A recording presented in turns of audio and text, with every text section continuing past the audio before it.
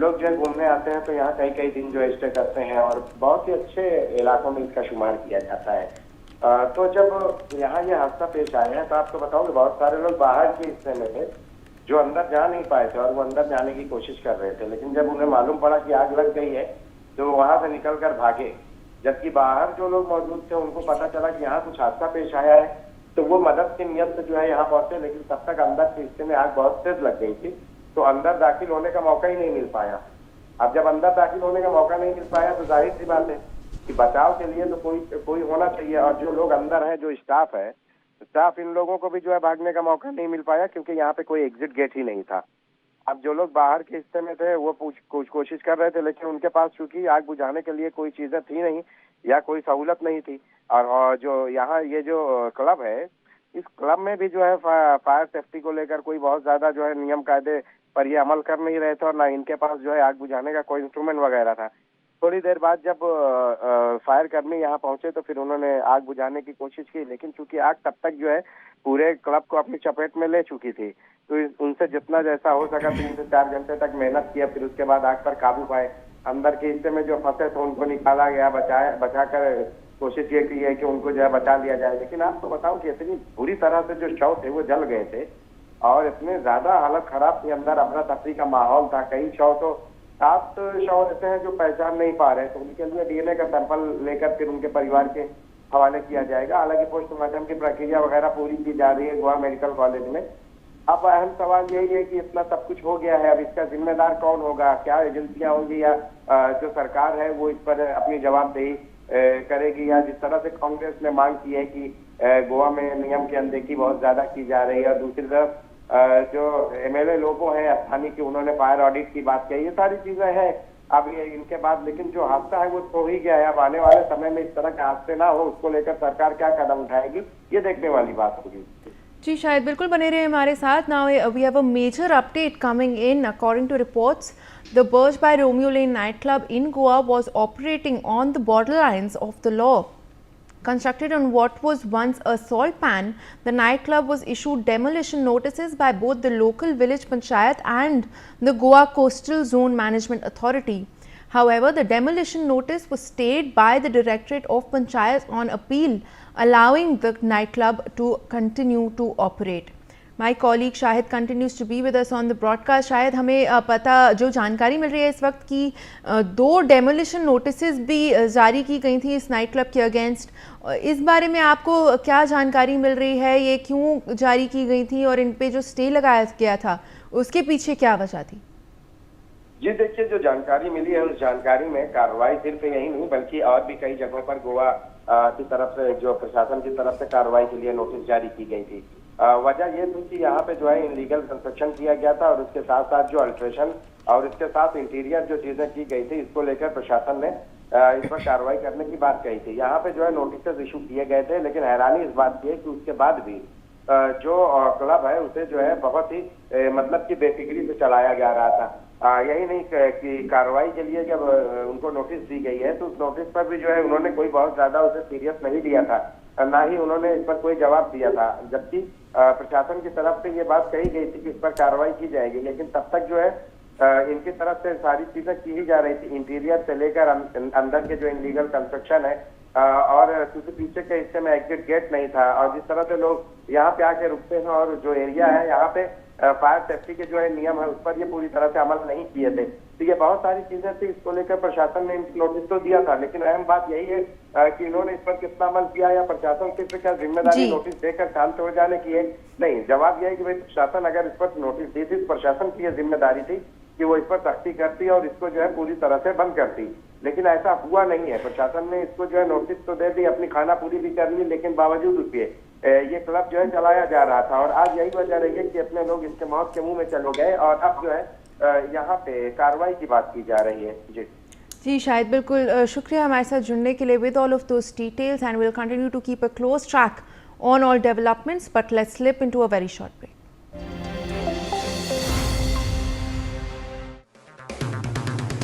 अगर आप बनना चाहते हैं एंकर या फिर आप में है जुनून एक तेज तर्रार न्यूज रिपोर्टर बनने का, तो आप ज्वाइन करें ITV और इंडिया न्यूज NewsX का media school. ITV next media international school का कोर्स आपको मौका देता है देश के दिग्गज एंकर्स के साथ काम करने का।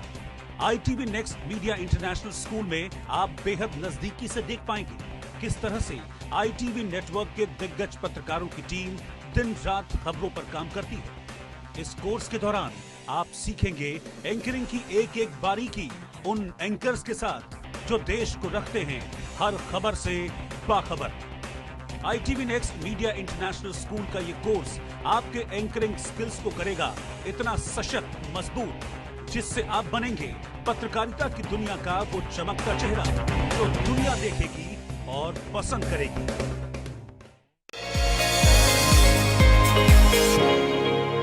Women in the workforce. Now, more and more women are giving financial independence a lot of priority, sometimes even more than marriage. They want to be financially independent. Women have now very much a very strong part of the workforce. The offices are also been made to be gender sensitive. Women have always worked. It is Yes. just that post-World War II that women came out in the workforce, which is paid workforce.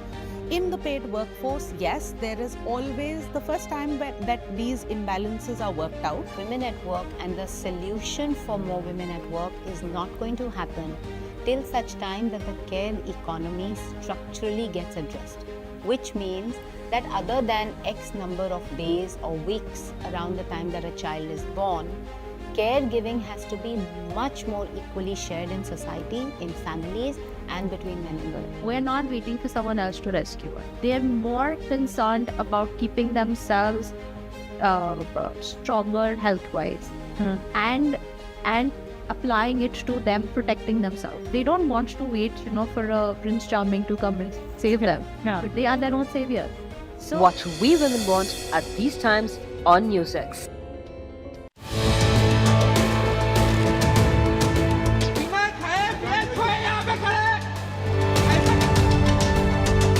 I don't see any physical status here. They are not showing anything and they are not telling anything about the flight. The marriage is on, but the bride has to reach there. The flight is also cancelled and today one of my friend's daughter marriage is there. अच्छी नहीं है ना किसी public को परेशान करने कुछ तो अपना करना चाहिए कुछ रास्ता बनाना चाहिए। वेरी रिडिकुलस ये बहुत गलत हो रहा है।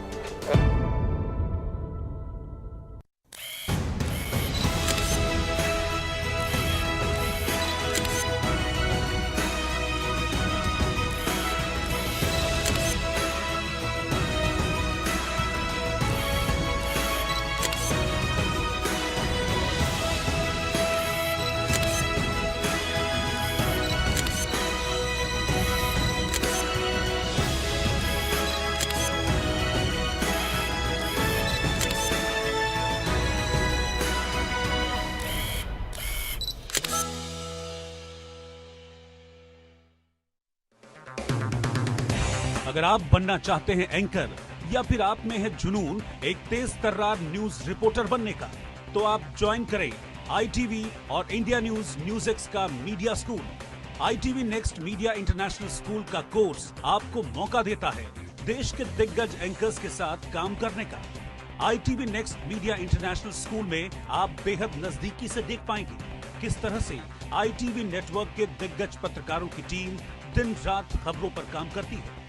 इस कोर्स के दौरान आप सीखेंगे एंकरिंग की एक एक बारीकी उन एंकर्स के साथ जो देश को रखते हैं हर खबर।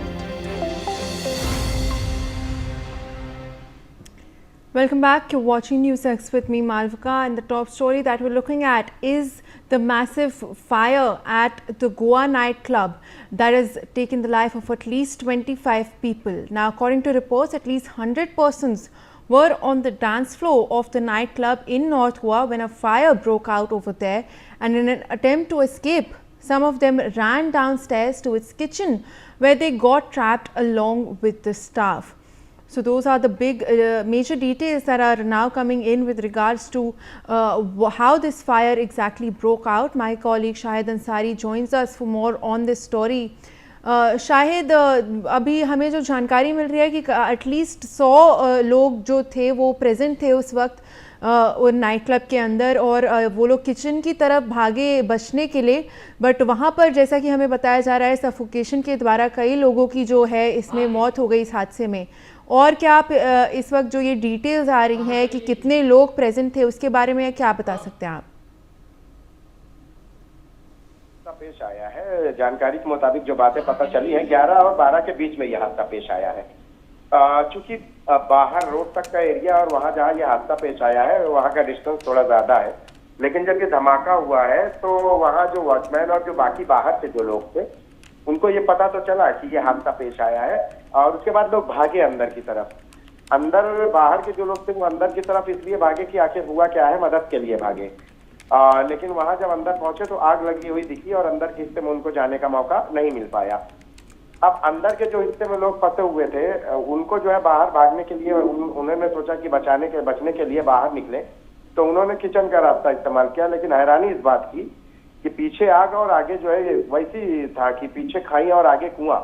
यहाँ पे इन लोग के लिए ऐसी सिचुएशन हो गई थी कि पीछे आग लगी है और आगे जहाँ से बच निकलने के लिए भाग रहे थे उनको लगा इधर कोई दरवाजा होगा, तो जिस रास्ते से वो जा रहे थे वहां पे एग्जिट दरवाजा ही नहीं था किचन में। तो अब देखिए कि जिस हिस्से में पहुंचे हुए वहां पे आग जब बढ़ी तो धुआं बहुत ज्यादा भर गया। धुआं भरने की वजह से जो लोग हैं उनको सफोकेशन की वजह से कई सारे लोग एक तो भगदड़ मची और कई सारे लोग जो है उसमें हादसे में जो है उनको जो है बेहोशी जैसा हुआ और वो गिर गए। धुआं की वजह से जो है धुआं उनके अंदर के हिस्से में फैल गया, उनको जो है कुछ समझ में नहीं आया, बाहर से निकलने का कोई रास्ता नहीं था, बचाने वाले भी कोई लोग नहीं थे। और फिर इस दौरान यह हादसा पेश आया तो लोग जो अंदर थे वो वहीं के वहीं रह गए, और आग जब बढ़ी तो उस हिस्से को भी आग अपनी चपेट में ले ली। और फिर आग बढ़ते बढ़ते इतनी ज्यादा तेज हो गई कि अंदर के हिस्से में लकड़ी, घास फूस ये सब में जो है आग लगने के बाद बहुत ज्यादा तेज बढ़ गई। बाहर जो लोग थे वो बचाने की कोशिश भी कर रहे थे, लेकिन वो अंदर के हिस्से में पहुंच नहीं सकते थे क्योंकि उनके पास आग बुझाने का कोई जरिया, कोई तरीका नहीं था।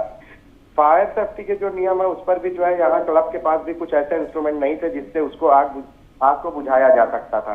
तो जो कोई सब पूरी तरह से लाचारी थी, और जाहिर सी बात है कि जब ऐसे आलम में जब आग इतनी ज्यादा बढ़े तो भागने के लिए कोई तो रास्ता चाहिए, तो वहां पे भागने का कोई रास्ता, बस निकलने का कोई रास्ता नहीं था, एग्जिट गेट नहीं था। दूसरी तरफ जहां से भागने का रास्ता था वहां पे आग लगी थी, तो वहां से तो वैसे भी नहीं निकल पा रहे थे। तो ये सब हुआ है, और उसके बाद इतनी देर में ये जब आग लगी तो फिर अपना तफरी का माहौल था। फिर कुछ देर बाद जो है फायर कर्मी पहुंचे, एम्बुलेंस से आई, सबको रेस्क्यू करके ले जाने के लिए वहाँ हॉस्पिटल ले जाया जा रहा था, लेकिन तब तक जो है बहुत देर हो चुकी थी। काफी शव जो है 80-90% से ज्यादा जल गए, कुछ शव जो है पूरी तरह से झुलस गए, उनकी पहचान करना मुश्किल हो रहा है। अभी तक जानकारी मिली है कि जो हॉस्पिटल है वहां से जानकारी मिली है कि 7 शव ऐसे हैं जिनकी पहचान नहीं की जा सकती। पोस्टमार्टम की प्रक्रिया तो पूरी की जा रही है, लेकिन उन जिन शव की पहचान नहीं हो पाई है उनके डीएनए सैंपल वगैरह लिया जाएगा, उससे ही उनके परिवार को जो है शिनाख्त करके उनके हवाले किया जाएगा। जी शायद बिल्कुल बने रहे हमारे साथ। Now in some more updates we have shocking visuals of the aftermath of the fire in North Goa's Arpora club Birch. The destruction is nothing sort of devastating, and you can see those visuals on your screen. The club having been ravaged by the fire, scattered remains, broken chandeliers can be seen in the visuals as well, and those visuals we are showing them on your screens right now. Shahid Ansari is continues to be with us on the broadcast. Shahid, अब जो ये हादसे के बाद के जो visuals हैं club के वो भी सामने आ रहे हैं, और इसमें जो एक्सटेंट है, जो डैमेज है वो देखा जा सकता है इस वक्त। और आपको क्या जानकारी मिल रही है इस वक्त जो ऑपरेशन चल रहे हैं ऑन ग्राउंड, उसके बारे में आप हमें क्या बता सकते हैं? अहम बात यह है कि आग पर तो काबू पा लिया गया है, लेकिन आग पर काबू पाने में इतने लोगों की मौत अब तक हो चुकी है, 25 लोगों की मौत रिकॉर्ड की गई है, और जो लोग जख्मी हैं उनकी भी हालत कुछ बेहतर नहीं है, उनका भी जो है इलाज जारी है। लेकिन कहा यह जा रहा है कि उनकी जो है बचने की स्थिति नहीं है क्योंकि बहुत ज्यादा बुरी तरह से वो जल गए हैं। अब इन सब के बीच में जो है जो ये क्लब है, क्लब तो अंदर का हिस्सा पूरी तरह से जलकर राख हो चुका है, और इंटरनल जो एजेंसियां हैं वो सब इसको लेकर जो है जांच कर रही हैं, और बाहर के हिस्से में भी जो है जो गेट है वो सिर्फ बचा हुआ है, और जहां आग लगी थी किचन और आसपास का जो हिस्सा है ये पूरी तरह से जल गया है। तो अभी भी जो है कोशिश की जा रही है कि यहाँ पे तलाशा जा रहा है कि कोई और तो अंदर के हिस्से में नहीं फंसा, इन सबको ढूंढने की कोशिश की जा रही है। जी शायद बिल्कुल बने रहे हमारे साथ। Now in some more updates are coming in. Chief minister Pramod Sawant has made another statement on X saying that he is closely reviewing the situation arising from the tragic incident at Arpora. He also confirmed that all 6 injured persons are in a stable condition and are receiving the best medical care, adding that he has ordered a magisterial inquiry into the entire incident to identify the cause and fix responsibility. Shahid Ansari continues to be with us. शायद अब जो हमें पता चल रहा है, ये जो चीफ मिनिस्टर का स्टेटमेंट आया है कि एक मैजिस्टीरियल इंक्वायरी का जो है वो स्टार्ट कर दी गई है अब इस हादसे के अंडर, उसके बारे में आप हमें और क्या जानकारी दे सकते हैं? देखिए, जो हादसा पेश आया है, इस हादसे के बाद पहले ही आपको मैं बता दूं कि जो लोकल एमएलए और उसके साथ साथ कांग्रेस में भी जो है इसको लेकर सख्त रवैया अपनाया है। कई लोगों ने जो इसको लेकर जो हादसा पेश आया है, इस हादसे को लेकर कहा है कि भाई जो गोवा के चीफ मिनिस्टर है वो इस्तीफा दे दें। लेकिन सबसे अहम बात यह है कि पहले ही प्रशासन ने कहा था कि सख्त इंक्वायरी की बात तो की थी, लेकिन अब जो जांच को लेकर जो बातें सामने आ रही है उसमें ये बात पता चली है कि जो मजिस्ट्रेट लेवल की जो इंक्वायरी होगी, इसमें जो है फायर ऑफिसर, पुलिस और मजिस्ट्रेट इनकी सब मौजूदगी रहेगी और वहाँ से ये जांच होगी। लेकिन सवाल यही है कि जो कांग्रेस या दूसरे जो लोग हैं इसको लेकर ये सवाल उठा रहे हैं कि 25 लोगों की जो मौत हुई है, ये मौत जो है कहीं ना कहीं जो प्रशासन की अनदेखी की वजह से हुई है। गोवा में जो ये जो हादसा पेश आया है, इस हादसे के दौरान आपको मैं बताऊं कि इस क्लब को, नाइट क्लब को पहले भी जो है इस तरह के नोटिस दिए जा चुके थे। बावजूद इसके ये पूरी धड़ल्ले के साथ जो है ये चल रहा था, न सिर्फ चलाया जा रहा था बल्कि जो फायर सेफ्टी के नियम है उनको जो है पूरी तरह से नजरअंदाज किया जा रहा था। अगर समय रहते इस पर कार्रवाई होती तो हो सकता है कि हादसा कर सकता था, लेकिन चूंकि ये सब कुछ करने से पहले प्रशासन ने सख्ती की बात तो की है, लेकिन प्रशासन की सख्ती पर कोई अमल नहीं हुआ, ये दिखाई दे रहा है। जी शायद बिल्कुल जी, इस मामले में आप देखिए, जो मजिस्ट्रेट इंक्वायरी की बात तो की गई है, लेकिन सबसे अहम बात यह है कि गोवा में सिर्फ यही नहीं बल्कि इतने सारे पब हैं, क्लब हैं, होटल्स हैं, यहाँ पे इन सभी जगहों पर यही होता है कि फायर के जो नियम है उनकी अनदेखी की जाती है। आप देखिए, अगर ये टीम जांच कर रही है तो इस जांच के बाद क्या नतीजा बरामद होता है ये तो आने वाले वक्त में जांच रिपोर्ट के बाद पता चलेगा। लेकिन सवाल यही है कि क्या गोवा में नियम कानून को जो है क्या ताक पर रखकर इस तरह के पब और होटल लोगों की जान के साथ खिलवाड़ कर रहे हैं। जी शायद बिल्कुल बने रहे हमारे साथ। We are getting some more updates now. Another Delhi visitor, doctor Avinash, who had planned to visit the ill-fated restaurant where the fire broke out, says that they got lucky as their cab driver was in fact late. Let's listen into what he has to say. क्या हुआ कि we are from Delhi, तो फिर the moment we came here, so we thought कि why there is a pollution here, because we are used to of seeing smoke everywhere, so we thought it's not normal. So after some time we got to know कि there has been a fire. So we thought कि actually we got lucky because our cab driver was late, or else we would be here. So of course we're seeing many statements coming in now from eyewitnesses as well as other locals and tourists with regards to the blaze that occurred at the Arpora nightclub. Now in some more breaking updates coming in, Vice President C.P. Radhakrishnan has condoled the deaths in the deadly Goa fire. He has stated, and I quote, "Deeply saddened by the loss of lives in the tragic fire incident at Arpora, Goa. My heartfelt condolences to the families who have lost their loved ones. My thoughts and prayers are with them in this moment of immense sorrow. I also pray for the speedy recovery of all those injured." My colleague Shahid Ansari joins us for more details. Shahid, अब हम देख रहे हैं कि जो vice president है उनका statement भी आ गया है इस हादसे के ऊपर। इस स्टेटमेंट के बारे में आप हमें और क्या जानकारी दे सकते हैं? देखिए, गोवा में जो ये हादसा पेश आया है, इस हादसे के बाद एक बात तो स्पष्ट हो गई है।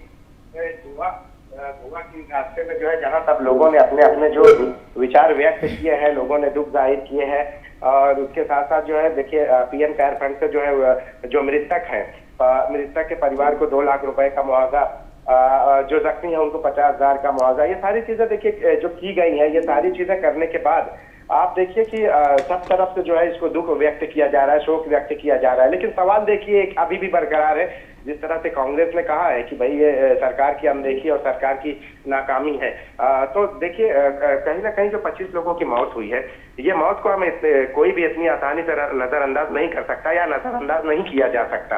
अब देखिए अभी हालात ही ऐसे हैं कि हर एक जो है उन सभी लोगों के साथ जो है संवेदना व्यक्त कर रहा है, दुख व्यक्त कर रहा है।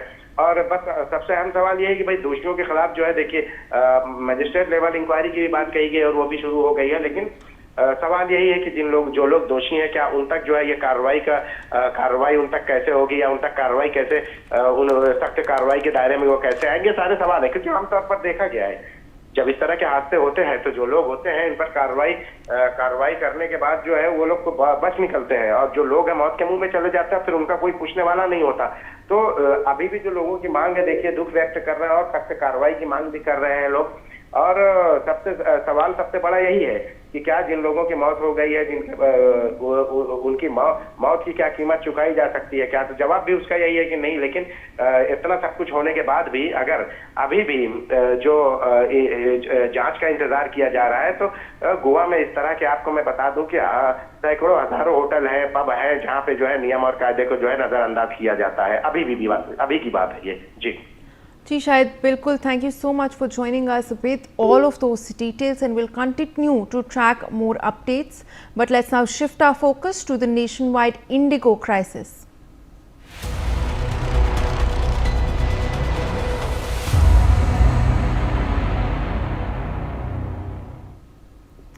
Now, in latest updates in the nationwide indigo crisis, Indian aviation body DGCA has served a show cause notice to Indigo CEO Peter Elbers, seeking an explanation within 24 hours on why enforcement action should not be initiated against him for the large-scale flight disruptions resulting in hundreds of flight cancellations over the past week. The show cause notice issued by DGCA reads that Indigo CEO Peter Elbers failed in his duty to ensure timely arrangements for conduct of reliable operations and the availability of requisite facilities to the passengers. So, a major update coming in with regards to the probe into the ongoing indigo crisis. My colleague Brian Thomas joins us for more details. Brian, we're now learning that a show cause notice has been issued against the Indigo CEO by the DGCA. Take us through the details of this notice and what has the DGCA said with regards to the CEO Peter Elbers? Well, yes, clearly DGCA has issued a formal show cause notice to Peter Elbers, CEO of Indigo, and the notice holds him personally responsible for recent spiraling delays, cancellations and overall operational breakdowns, saying he failed in his duty to ensure timely arrangements and provide necessary service for passengers. Even the DGCA pointed out significant lapses in planning, oversight and even resource management, and flagged the airline's inability to meet revised crew scheduling requirements under the new FTTL rules as a root cause itself. Now, Indigo has been given now 24 hours to respond to the notice. Pending a satisfactory explanation, regulatory or punitive action could follow. Yes. Well, Brian, absolutely. Thank you so much for joining us with all of those details. Shifting focus now, some breaking news coming in. A magnitude 7 earthquake struck near the Alaska-Canada border with tremors felt in Yakutat and Juneau, according to the USGS. The Pacific Tsunami Warning Center reported that there is no tsunami threat. The National Weather Service in Eureka also confirmed that the earthquake posed no tsunami threat to the west coast. Now, I have with me over here this map which shows you the exact location where this earthquake in fact occurred, and you can see over here this is the place near the US-Canada border. This is Alaska, of course, and this is the place. This is 113 kilometers north of Yakutat, where the magnitude 4.6 earthquake was felt. Now, these are of course all of the tremors that were also noticed. If we go in a bit closer over here, we can see how much this entire region was in fact impacted by this earthquake. Another 2.9 magnitude earthquake in Alaska. These are the tremors that were being felt. This entire area, this is near the Yakutat area of Alaska. You can see 80 kilometers north of Yakutat, which is where we're getting to know the epicenter was located. This place also felt a magnitude 3.2 tremors occurring after this massive earthquake took place. However, we are learning that right now there is no tsunami threat following this earthquake, although the magnitude of the earthquake was quite severe. It was a 7 magnitude quake and was quite close to the coast, but no tsunami threat has no notice for a tsunami threat has been issued as of now. Now this entire area has been impacted by this quake, and you can see the region, you can see the points where the effect was felt. Again, magnitude 4.3. This is 113 kilometer northwest of Yakutat. So this entire area that was impacted, 97 kilometer northwest of Yakutat, again 3.9 magnitude tremors being felt. There are no casualties that are being reported as of now, neither is there a tsunami threat, although the as we saw, the severity was quite high. It was a 7 magnitude earthquake that struck very close to the coast over there. So those are the details that we're picking up. My colleague Aditya Vadhavan joins us for more details on this story. Aditya, take us through this earthquake that has taken place very close to the US-Canada border, very close to the coast as well. A 7 magnitude earthquake that we're learning. What has been the impact of this that has been felt in the area? Well, absolutely, Malvika. A powerful magnitude 7 earthquake has struck a remote area near the border between Alaska and the Canadian territory of Yukon. There was no tsunami warning, and officials said that there were no immediate reports of damage or injury. The US Geological Survey said that the quake struck about 230 miles, 370 kilometers northwest of Juneau, Alaska, and 155 miles, 250 west of Whitehorse, Yukon. So, in Whitehorse, Royal Canadian Mounted Police, SGT Callista McLeod said that detachment received 2 911 calls about the earthquake. Definitely, indeed, the earthquake was about 56 miles, 91 kilometers from Yakutat, Alaska, which the United States Geological Department has said has about 662 residents. It struck at a depth of about 6 miles, 10 kilometers, and was followed by multiple smaller aftershocks. So indeed, Malvika, at this juncture, the good thing is that no casualties have been reported so far. But indeed, the teams on the ground are working, to take stock of the situation as to how much damage has this been caused. So indeed, it needs to be seen how things unfold going forward in this scenario. By when will the entire situation at the Canadian-Alaska border be brought under control? As 7.7 magnitude earthquake is very considered very strong. Malvika. Well, of course, Aditya, as you rightly said, it was quite a high magnitude that was reported, and although no casualties are said to have taken place, we can see on this map as well how many, the impact of it was felt in all surrounding areas, with many tremors being felt. So what has been the impact that is being reported on the ground? Are tremors still being felt? Is the impact of the earthquake still being felt in that region? Absolutely, the aftershocks are still, persist because this is 7 magnitude earthquake actually shakes the, the crust or the earth crust. So indeed, it's a very natural thing that, post 7 magnitude earthquake, indeed, at this juncture also, after effects are still being felt around Alaska and the Canadian border. And, according to the US Census Bureau, Yakutat had a total population of about 657 in 2020. And 332 housing units in 2023. Yakutat is over 300 miles from Anchorage, where the earthquake was also felt. The US Geological Organization interactive map shows. And NASA's Earth Observatory said on average there are 18 major earthquakes measuring between 7 to 7.9 and one great earthquake that's 8 or larger every year.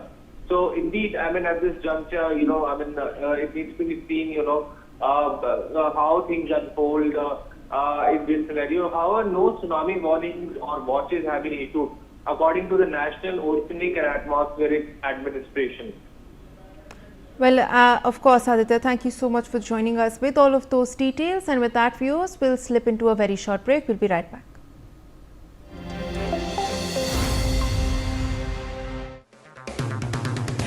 अगर आप बनना चाहते हैं anchor या फिर आप में है जुनून एक तेज तर्रार न्यूज रिपोर्टर बनने का, तो आप ज्वाइन करें ITV और इंडिया NewsX का media school.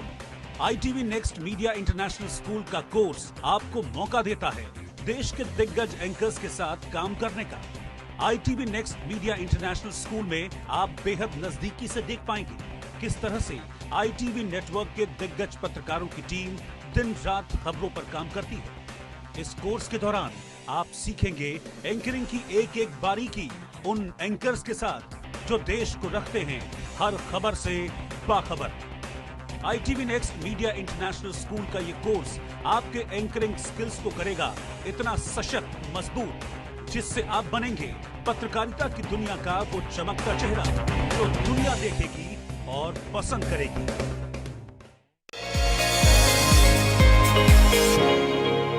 Women in the workforce. Now, more and more women are giving financial independence a lot of priority, sometimes even more than marriage. They want to be financially independent. Women have now very much a very strong part of the workforce. The offices are also been made to be gender sensitive. Women have always worked. It is Yes. just that post World War II that women came out in the workforce, which is paid workforce. In the paid workforce, yes, there is always the first time that these imbalances are worked out. Women at work, and the solution for more women at work is not going to happen till such time that the care economy structurally gets addressed, which means that other than X number of days or weeks around the time that a child is born, caregiving has to be much more equally shared in society, in families, and between men and women. We're not waiting for someone else to rescue us. They're more concerned about keeping themselves stronger health-wise and applying it to them protecting themselves. They don't want to wait, for a Prince Charming to come and save them. But they are their own savior. So watch We Women Want at these times on NewsX.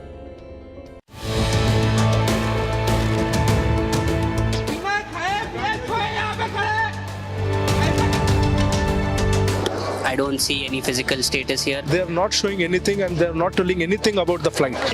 The marriage is on, but the bride has to reach there. The flight is also cancelled, and today one of my friend's daughter marriage is there. अच्छी नहीं है ना किसी public को परेशान करना है, कुछ तो अपना करना चाहिए, कुछ रास्ता बनाना चाहिए। वेरी रिडिकुलस, ये बहुत गलत हो रहा है।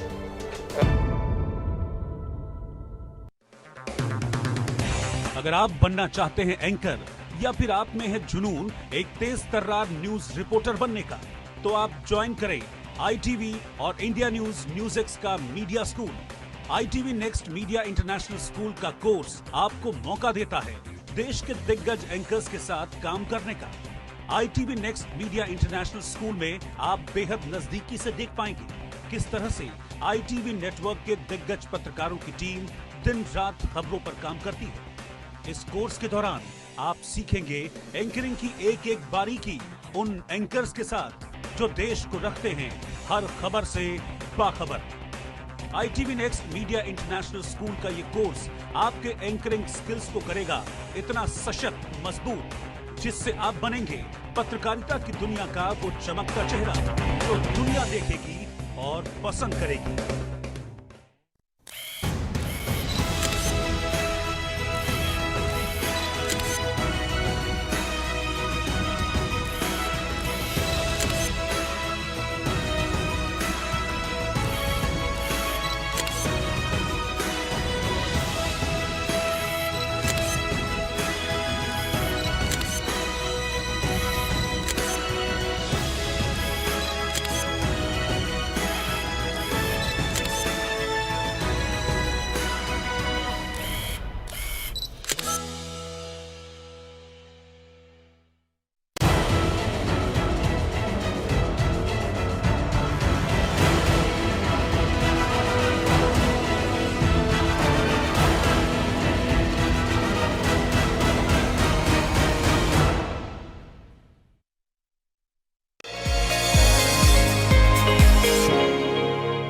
In the workforce. Now, more and more women are giving financial independence a lot of priority, sometimes even more than marriage. They want to be financially independent. Women have now very much a very strong part of the workforce. The offices are also been made to be gender sensitive. Women have always worked. It is Yes. just that post World War II that women came out in the workforce, which is paid workforce.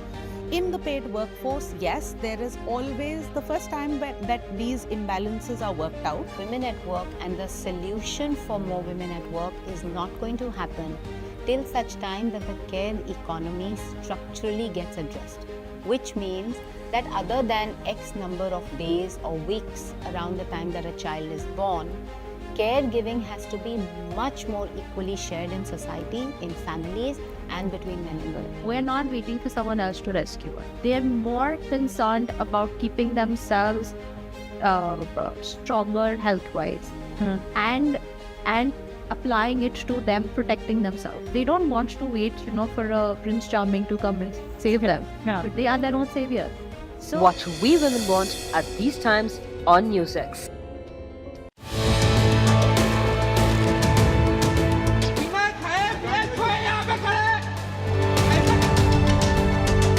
I don't see any physical status here. They are not showing anything and they are not telling anything about the flight. The marriage is on, but the bride has to reach there. The flight is also cancelled, and today one of my friend's daughter marriage is there. अच्छी नहीं है ना, किसी public को परेशान करना है, कुछ तो अपना करना चाहिए, कुछ रास्ता बनाना चाहिए. This is very ridiculous. ये बहुत गलत हो रहा है.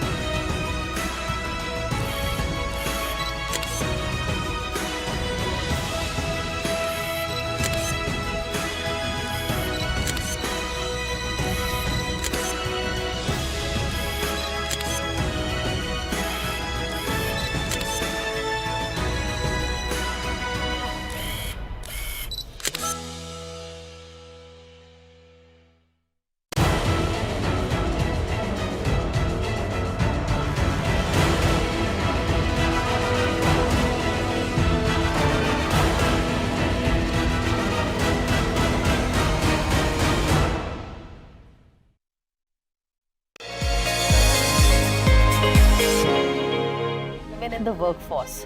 Now, more and more women are giving financial independence a lot of priority, sometimes even more than marriage. They want to be financially independent. Women have now very much a very strong part of the workforce. The offices are also been made to be gender sensitive. Women have always worked. It's Yes. just that post-World War II that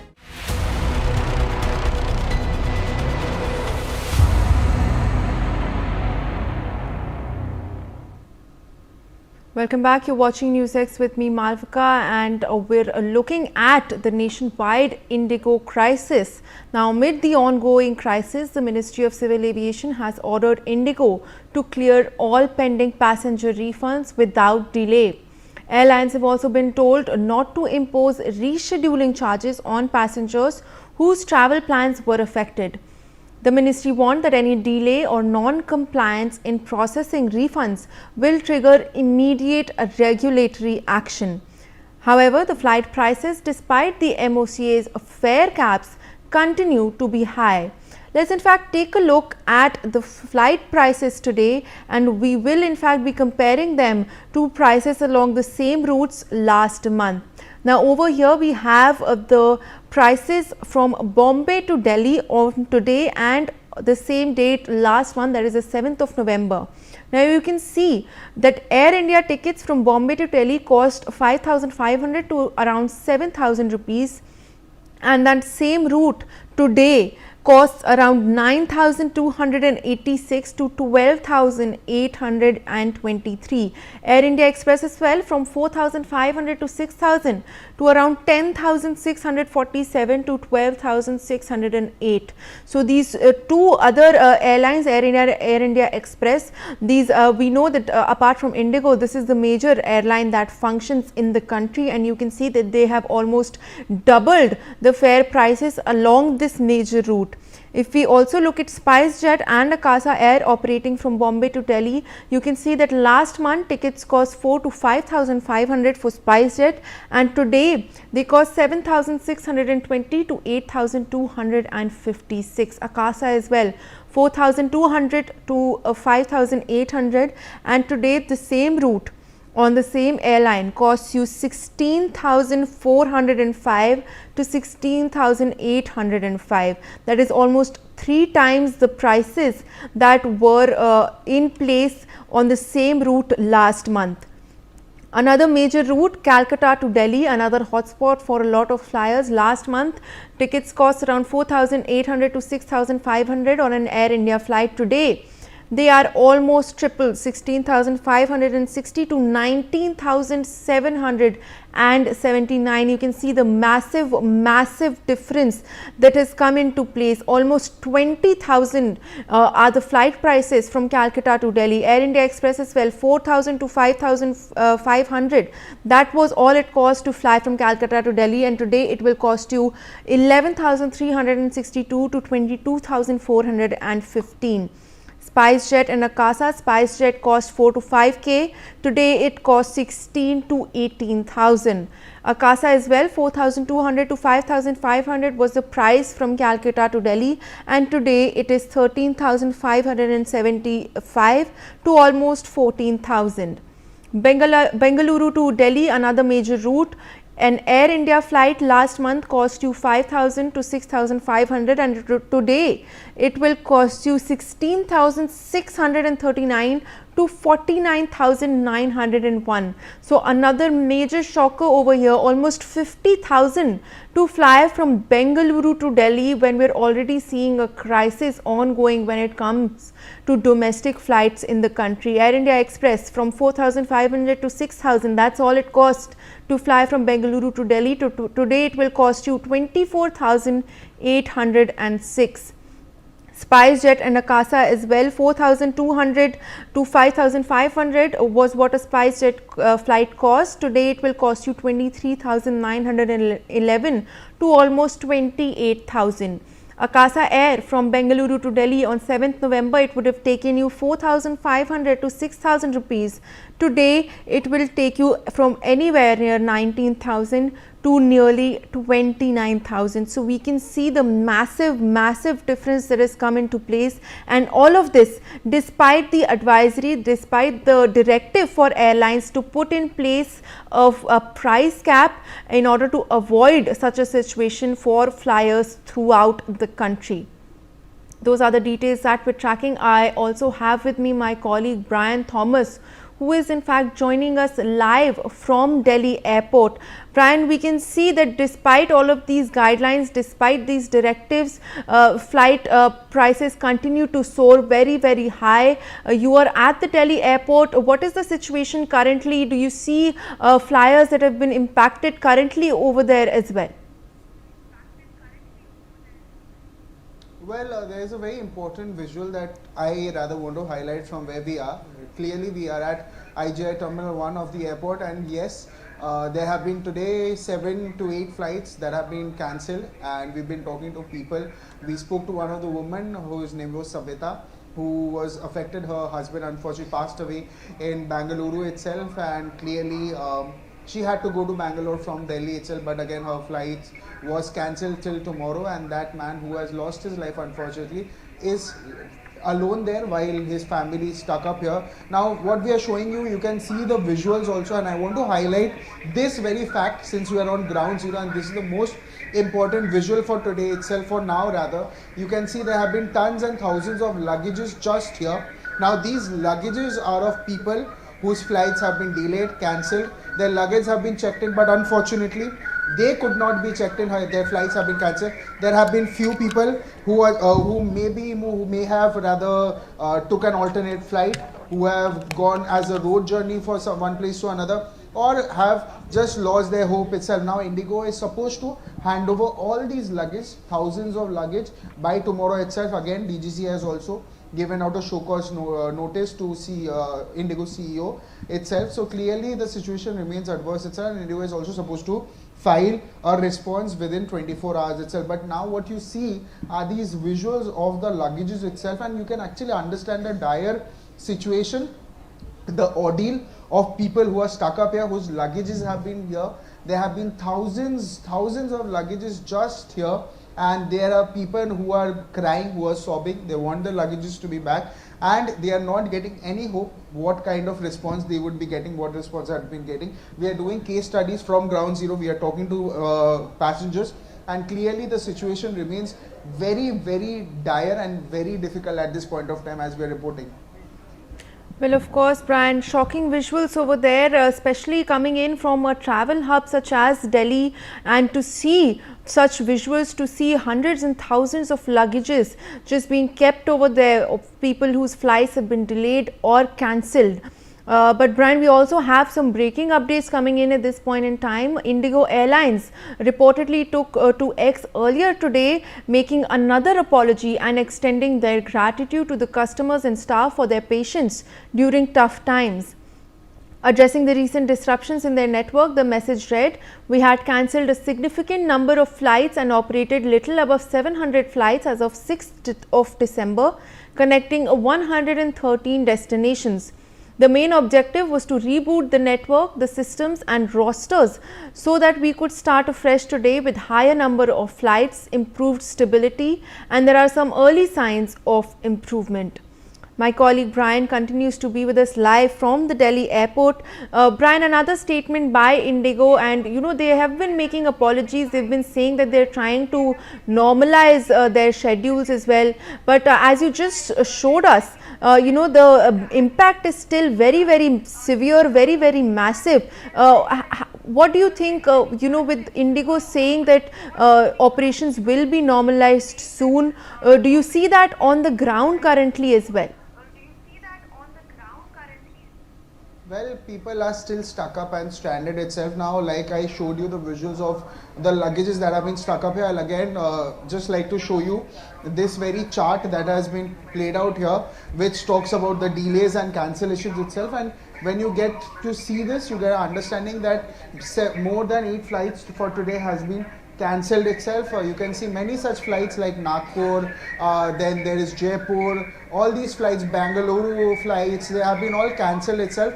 Indigo from early on has been apologizing, has been taking it to platform X to issue their ordeal itself, that what management issues they are facing. But still, when we are on ground zero, Indigo has been saying the fact that they will be providing food for them, refreshments, accommodations, but still the situation remains very grim.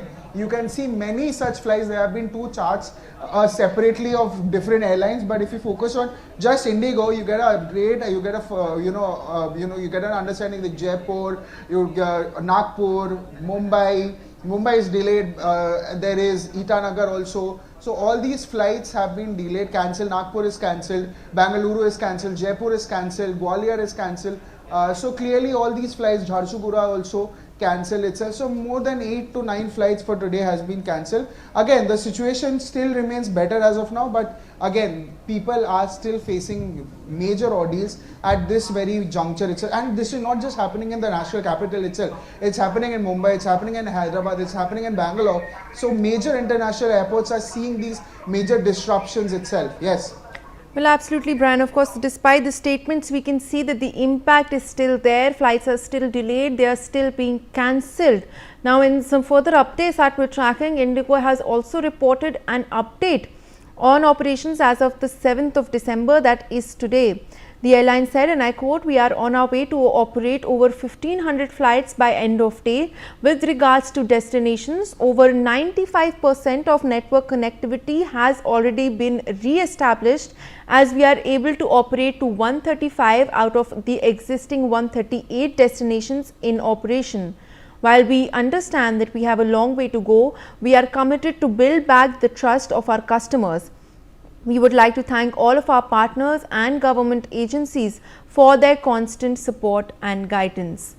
Brian Thomas continues to be with us on the broadcast. Well, Brian, obviously another statement, of course, being made by Indigo, where they're saying that over 95% of network connectivity has been re-established.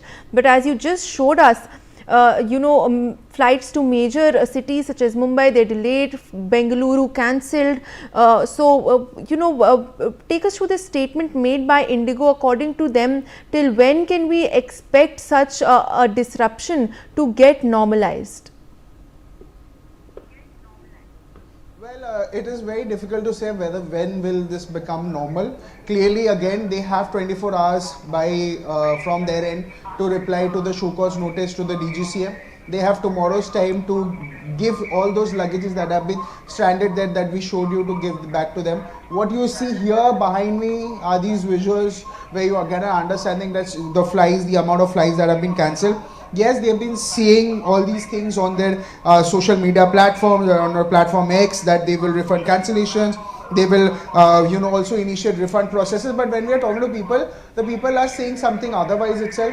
They have been stranded here, and there have been no proper response. They have been trying to talk to the customer care. They are not getting to connect with the customer care. They've been dialing, and no response for them. So clearly, the problem is getting still adversely affected, even though yes, the airline claimed that the flights are operating on 95% today of routes, but when you are on ground zero to report you, the situation talks completely different. So clearly, as we are showing you the ground reality, the situation looks very difficult as well. Yes. Well, of course, stay on with us, Brian. Now, in some more breaking updates, we're learning that Indigo has stated that it will refund cancellations by the end of 7th December, that is today. The entire refund process for flights has been ordered to be completed by 8 p.m. on December the 7th.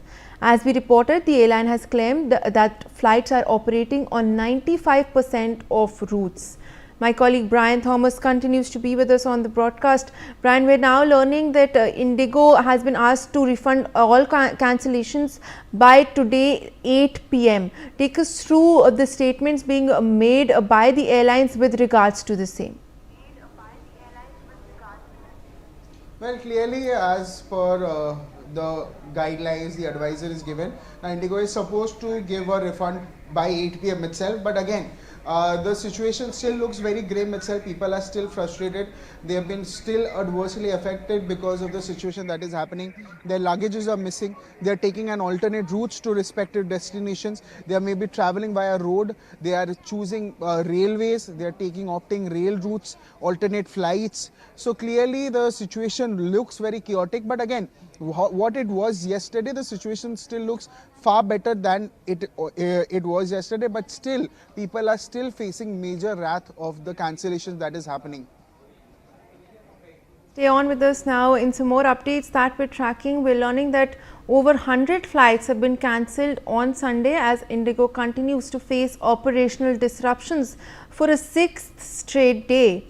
The Directorate General of Civil Aviation has issued a show cause notice to Indigo CEO Peter Elpers after the massive flight disruptions over the past few days became the country's worst aviation crisis in years. Brian Thomas joins us for more details. Brian, as you showed us, of course, despite the statements, despite Indigo saying that it is making efforts to normalize the situation, we are learning that even today, as of now, it is just 10 a.m. in the morning, over 100 Indigo flights have been cancelled all across the country.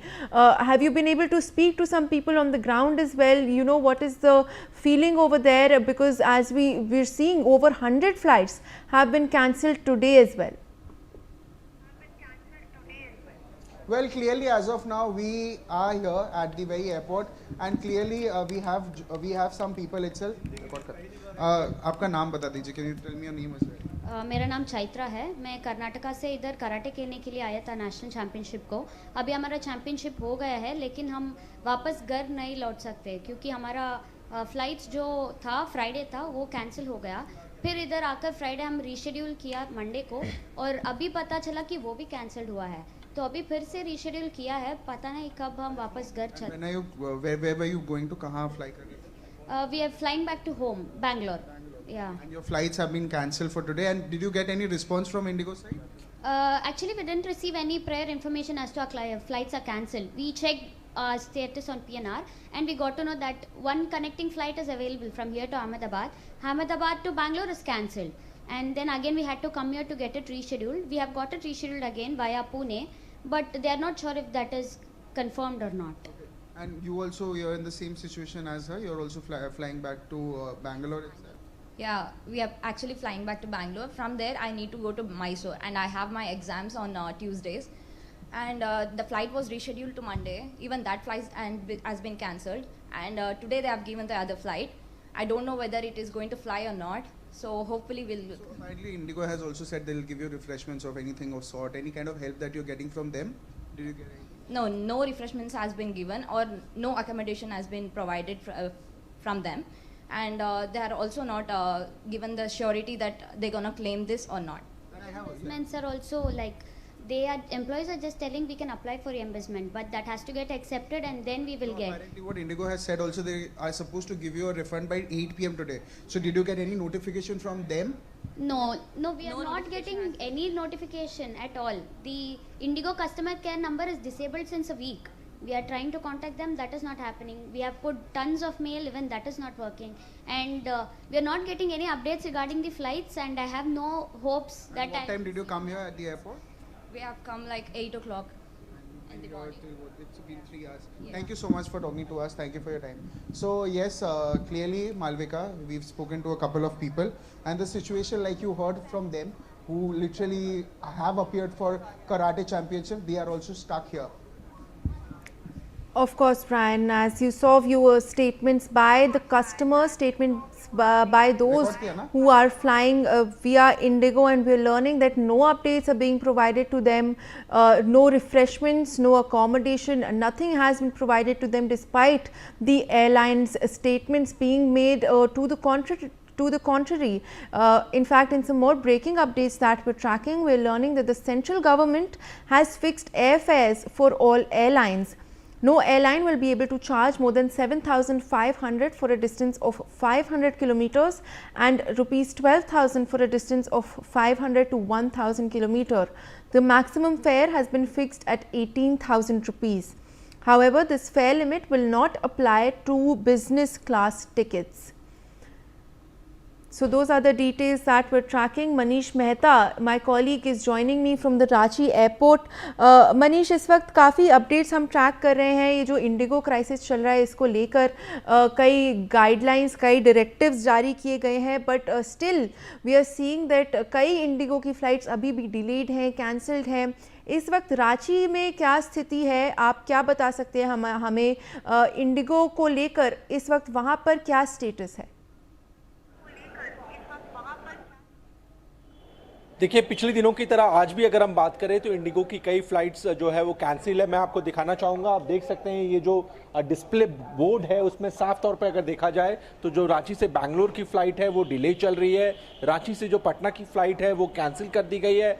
कुछ flights जो है वो schedule पर है, लेकिन इसके अलावा अगर आप देखें इस बोर्ड पर तो बैंगलोर की फ़्लाइट जो है डिले चल रही है, पटना की फ़्लाइट कैंसल्ड है. इसके अलावा और भी जो कई फ़्लाइट्स हैं उनको लेकर के भी अभी तक असमंजस की स्थिति बनी हुई है. लेकिन इन सब के बीच मैं आपको दिखाना चाहूँगा एक दूसरी तस्वीर जो है वो इंडिगो के काउंटर्स की है, जहाँ पर अभी भी जो लोग हैं वो यहाँ पर पहुँच रहे हैं और अपने फ़्लाइट्स के बारे में डिटेल्स जानकारी लेने की कोशिश कर रहे हैं. लेकिन इन सब के बीच सबसे महत्वपूर्ण बात यह है कि आम आदमी परेशान है और उसकी परेशानी को लेकर के इंडिगो के पास कोई ठोस जवाब नहीं है. अंकल, क्या इशू, प्रॉब्लम क्या हो रहा है आप लोगों को? बताइए प्रॉब्लम इधर.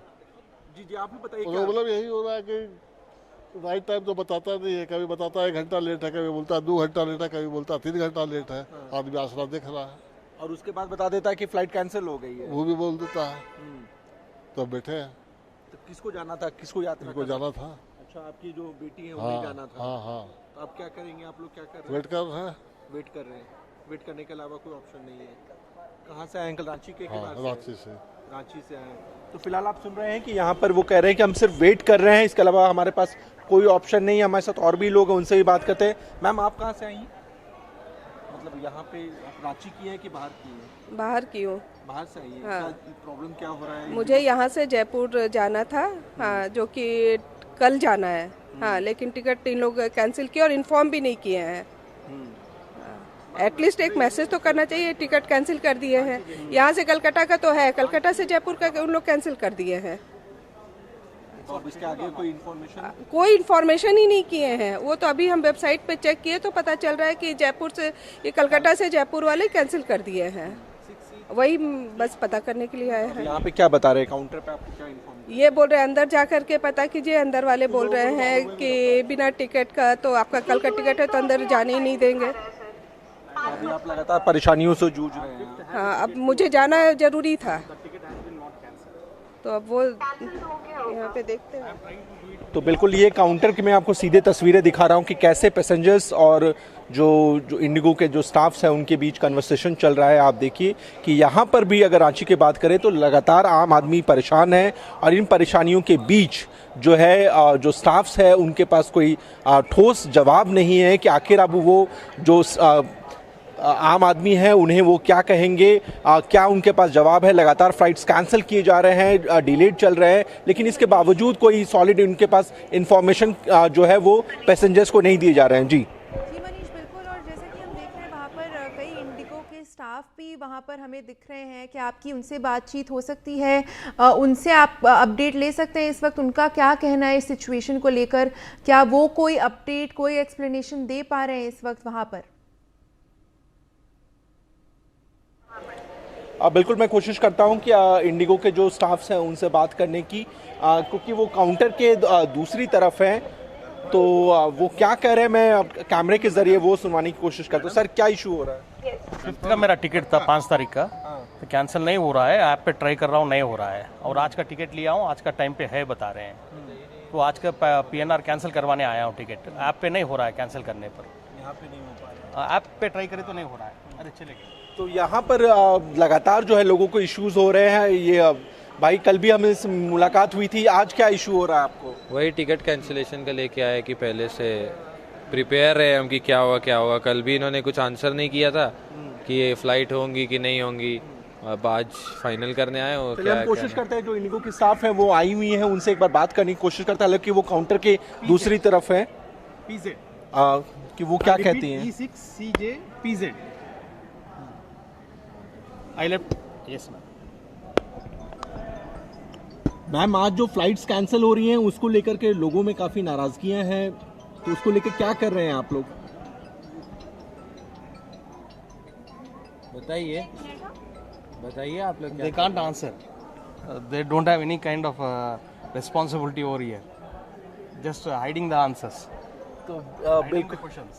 तो बिल्कुल आपने देखा, सवाल पूछने पर वो अपने सीनियर्स के पास चली गई और बिल्कुल ऐसा ही नज़ारा है कि अब जब भी इंडिगो के स्टाफ से सवाल पूछेंगे तो वो अपने सीनियर्स के पास चले जाएंगे, वो या फिर वो कैमरे को फेस नहीं करना चाह रहे हैं। लेकिन इन सब के बीच लगातार रांची एयरपोर्ट पर भी लोग काफ़ी ज़्यादा परेशान हैं और इंडिगो के स्टाफ्स के पास कोई सॉलिड जवाब नहीं है। जी बिल्कुल Manish, thank you so much for taking us through that situation on the ground over there at Ranchi as well. And as you saw, viewers, many customers continue to deal with difficulties over there as well, while the staff has just refused to provide any sort of answers.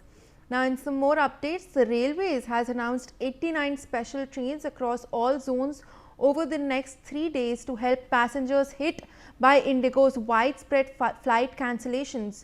The move aims to ease travel disruptions and ensure stranded flyers have immediate alternatives.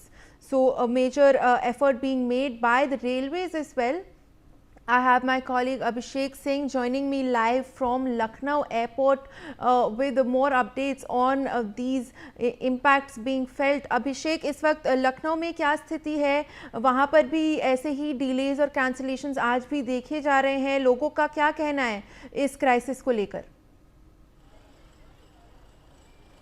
Yes, still today also we can see more than 5 flights are being cancelled by Indigo. We are just connecting with some of the passengers which are still at the airport and waiting for the clearance of the Indigo flight. Ma'am, where are you up to? Yeah, I'm going to Mumbai. Okay. Yeah, today I'm having my show. Okay. And let's see if I'll be able to fly or not with Indigo. Okay. I got my boarding, so still I have the hope ki now I can fly. Yeah. They are giving intimation you priorly, or is this flight on time, or it has also been cancelled earlier also? No, it's being not cancelled. They already had given me the boarding pass.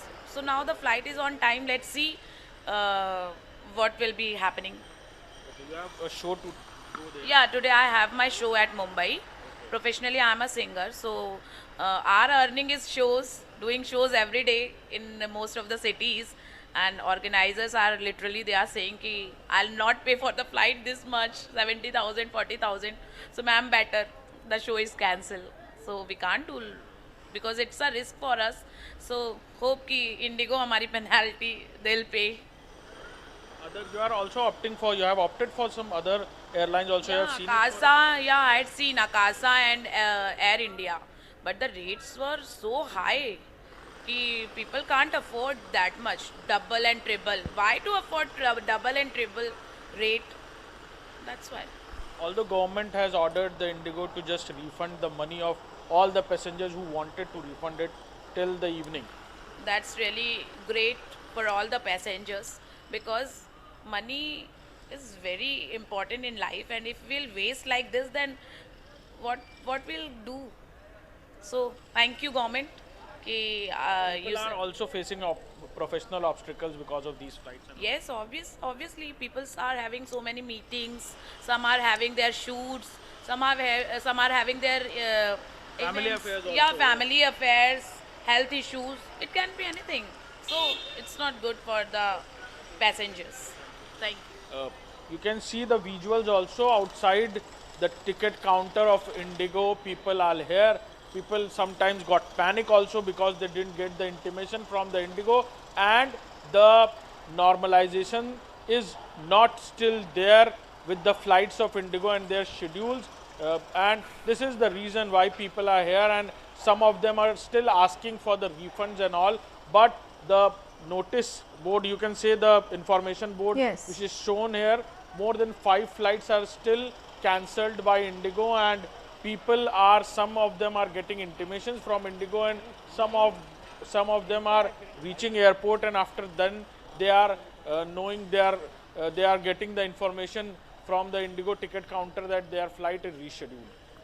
Absolutely, Abhishek. Thank you so much for joining us with all of those updates. And viewers, you're seeing still no updates being provided by the airline, despite the cap.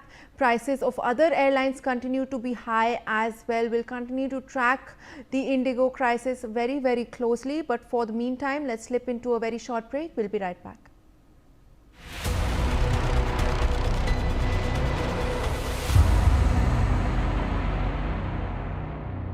यार सोच रहा हूँ policy बाजार से term life insurance ले लेता हूँ ताकि मेरे बाद फैमिली को पैसों की कमी ना हो। तू भी ले ले यार अभी तो यंग है यार, बाद में देखते हैं, आजा। पॉलिसी बाजार पर 0 GST के साथ अब 1 करोड़ का टर्म लाइफ इंश्योरेंस सिर्फ 400 रुपए महीने से शुरू। मेहनत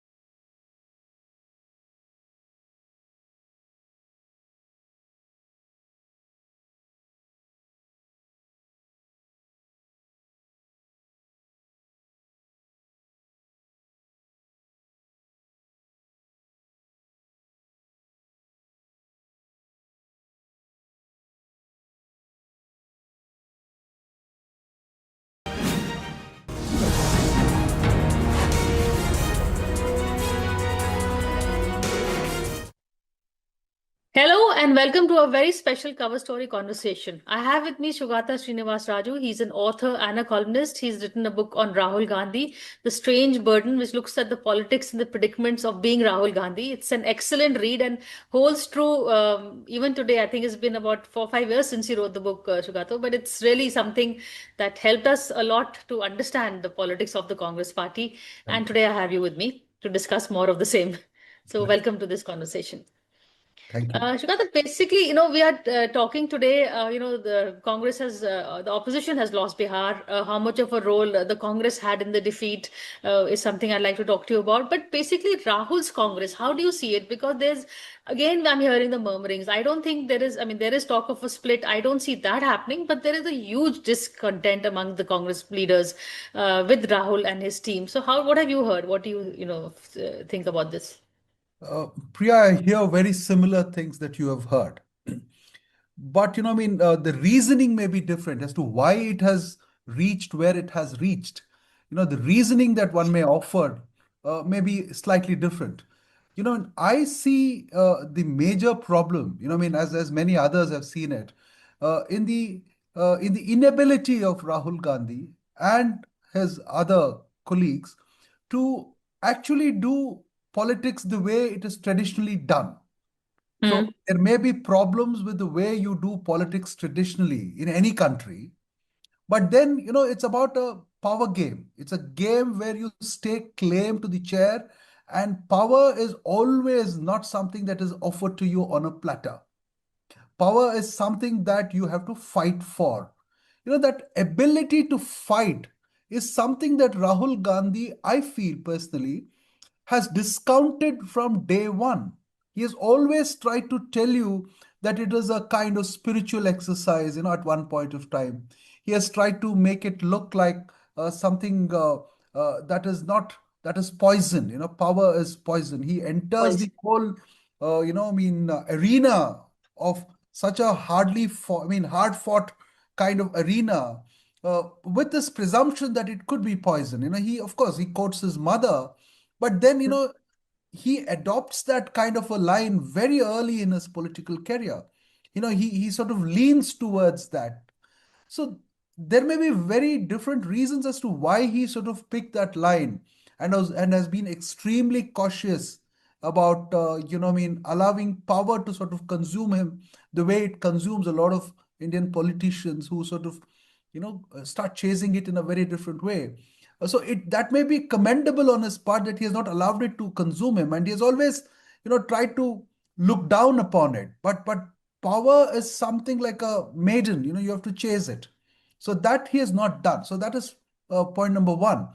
But in the recent past, more specifically after the Padyatra that he did, Bharat Jodo Yatra he did, he has tried to shift the focus of the Congress towards a certain ideological agenda.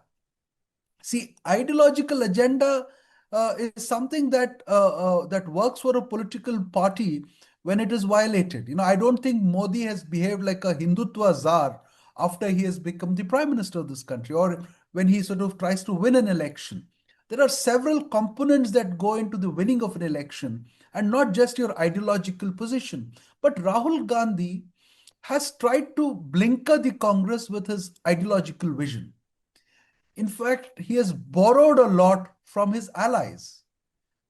For instance, he has borrowed a Mandalite agenda and suddenly became a very, very, exuberant and about caste agenda.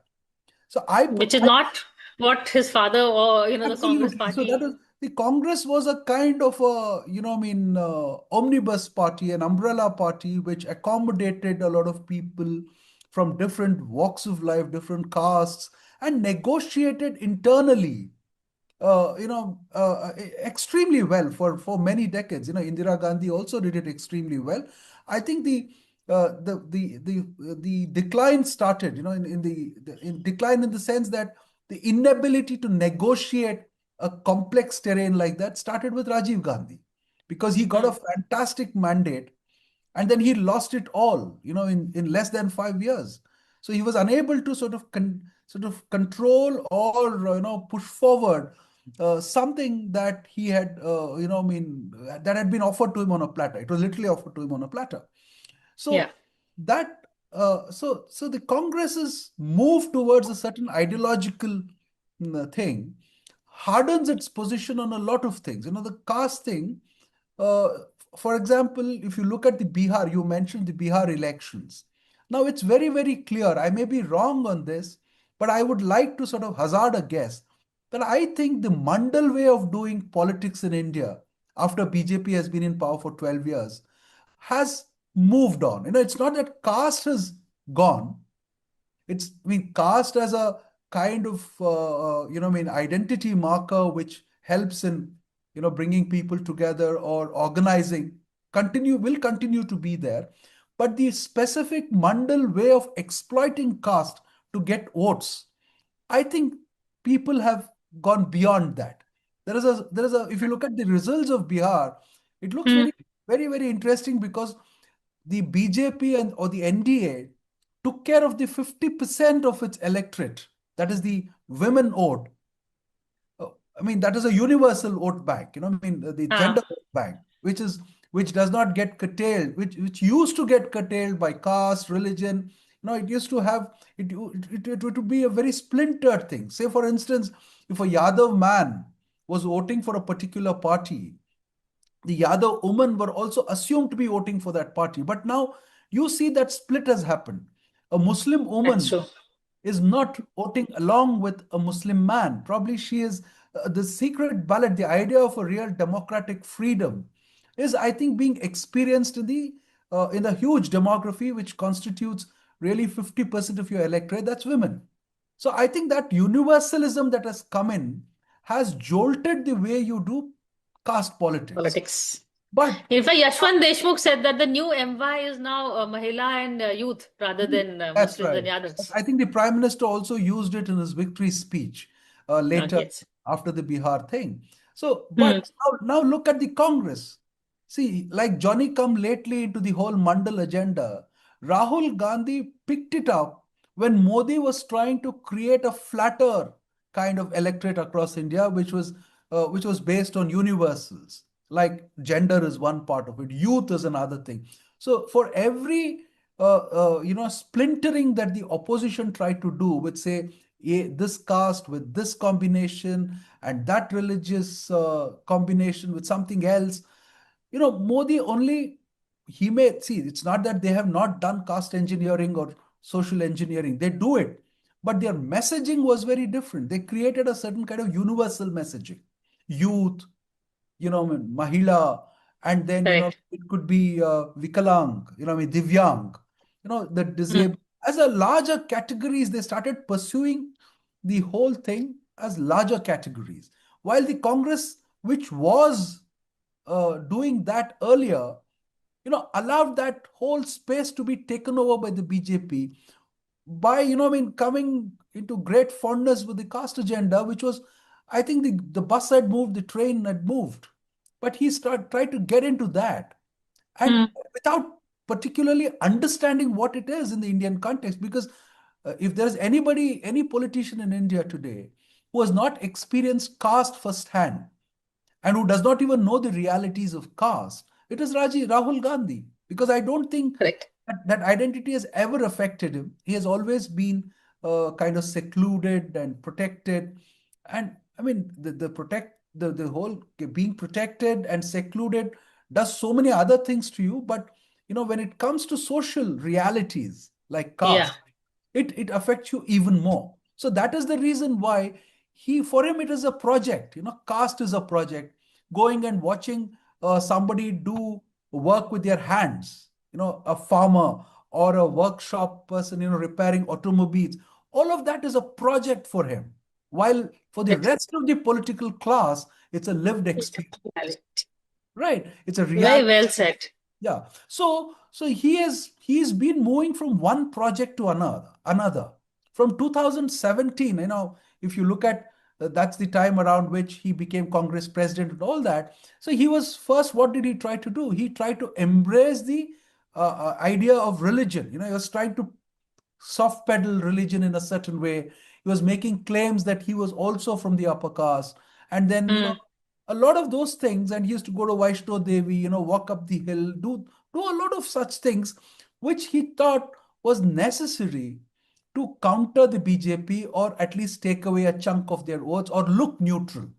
They were confused even then. And when that did not work, he moved on to something else, which was again trying to do universal messaging of love against hate, mohabbat ki dukaan, and he walked the length and breadth of India, which is extremely good, but he walked without a political goal. He did not dare even once message, I've written about that in my book. Even once he did not try to message the goal of, capturing power in Delhi. And as I said earlier, power is to be chased. power is a different game. So he But tried. some would say that this bleeding heart, trying to connect, मैं सुनने आया हूँ, मन की बात आपकी सुनने आया हूँ, would strike a chord given how it is a direct opposite to Modi's politics, and initially he did get the crowds. He did, get a good response in a lot of states also, but No, that converting it into votes somehow is not happening. yeah, I mean, see, you have to first decide, Priya, whether you want votes or you want goodwill, or you want to sort of be a An kind NGO. NGO kind of a thing, which is always said about him. So you're running a political party. So I think you and I, as journalists, are speaking in the context of a political party. I don't think we are looking at the Congress party as some kind of a lofty, spiritual organization, or a lofty, an NGO doing some, bleeding heart kind of a work in a such a Point way. well made. Correct. Yeah, I agree with You are you. looking at it as a political party, and what is the basic thing that a political party has to do? It has to win elections, and it has to sort of, mobilize people and convert their minds and ensure that they vote for you. So that's the primary criterion on which a political party rests. And it is unabashed. The chase of power in a political party is very unabashed. But Rahul Gandhi is shy of talking of power in the way that a Modi would talk about it, or a Vajpayee spoke about it, or a Devegowda would speak about it, or a Mulayam Singh Yadav, or Akhilesh Yadav, or even Tejasvi Yadav. So he moved into that zone when he was doing the Bharat Jodo Yatra. And then he jolted that entire thing and moved to federalism. So where was he picking up his federal agenda? He was picking it up from the DMK. A DMK, a party which came to power, or did this whole movement in Tamil Nadu in the 50s and the 60s, 40s, 50s, 60s, in direct opposition to Mahatma Gandhi and the Congress party. So you borrow the federalist agenda. See, he only took a small part of what they were trying to say, or the kind of regional pride and federal negotiation and all that. But DMK is a full package. It's a cultural package. If you take one part of it and if you associate with it in a certain way, then the rest of it automatically sticks to you. And right, what were the allies thinking about Rahul Gandhi? They thought that if we are doing mandal politics, why is this fellow also coming and snatching our agenda here? So the even allies became extremely cautious about him. So again, federalism. The DMK thought it was the sole spokesperson in this country for federalist ideas. It could be cultural autonomy, it could be tax negotiations between states and the center, using a certain kind of language to speak that whole thing. If you listen to PTR or somebody, who's been there, very articulate person from Tamil Nadu, it is very clear, it's well laid out, or a Stalin when he speaks about it. But Rahul Gandhi, being a junior partner in Tamil Nadu, borrowed that whole agenda, swallowed it for some time, and tried to speak that language even in parliament. If you remember, he said that, I greatly admire the Tamils because of their pride for language, this and everything. And it's the same party and the same philosophical and ideological framework which had completely jolted the Congress, and Congress has not been in power there from 65 on. They're not even close to power. Forget, getting anywhere close to the whole thing. So, and what are the number of seats that a DMK traditionally allocates to the Congress during an assembly election? 20, 25. So you started borrowing that. You did the hate agenda, anti-hate agenda, love and mohabbat ki agenda, which was like speaking like a spiritual guru, or trying to be a lesser version of Jaggi Vasudev or somebody else. And then you start moving towards federalism, and then you suddenly borrow caste, because you think that the centralizing impulse of Modi can be countered only if you give a kind of India as a union of states, is something that he started asserting that. That's right, correct. Everybody knows that. But you are talking in a time and age when nationalism has taken a certain virulence into its agenda. It's not that benign nationalism, Nehruvian nationalism, or Gandhian, thing. There is a certain virulence, and it is all about loss of cultural identity, I mean, loss of, migrants are such a big issue in every other country. So there is, Trump's whole agenda of making America great again, keeping everybody out. So that is the trend that is being spoken about, which actually Modi triggered into the Indian mainstream in 2014. Did it, or Viktor With Orban his. did it, or if Meloni did it in Italy.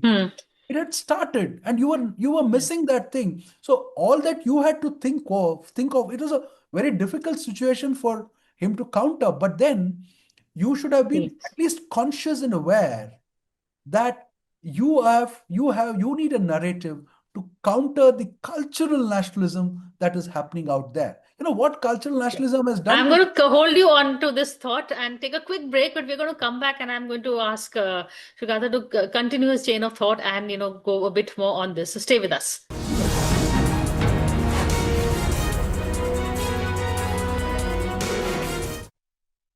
25 lakh का hospital bill है। इतने पैसे कहाँ से आएंगे? पैसों की चिंता आप मत कीजिए पापा। मैम, सर का हेल्थ इंश्योरेंस क्लेम अप्रूव हो गया है। आप पॉलिसी बाजार। पॉलिसी बाजार पर 0 GST के साथ अब 1 करोड़ का हेल्थ इंश्योरेंस सिर्फ 550 रुपए महीने से शुरू।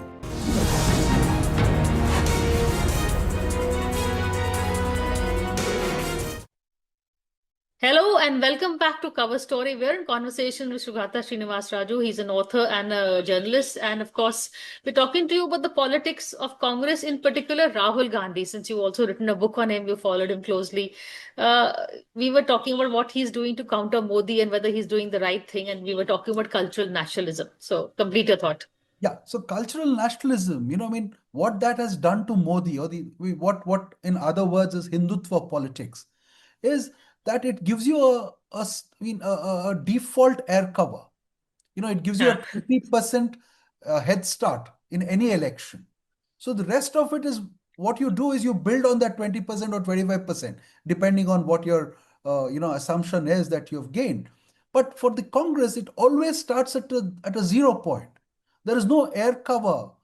This whole pride about it being the party of freedom movement and Nehru and Gandhi, I think it's completely lost on this generation. And there has been enough propaganda to make you feel doubtful about the kind of credentials you build for certain leaders in the Congress party. And for the longest period, Congress allowed everybody to be appropriated, be it a Sardar Patel, be it Subhash Chandra Bose, everybody and anybody were Ambedkar. Ambedkar got appropriated in the 90s, 80s and the 90s. And the whole Ambedkar, you'll be surprised, during the emergency is not even mentioned once. But he was the one who had actually framed the constitution, and the battle during the emergency was all about protecting that constitution which had been dismantled by Indira Gandhi.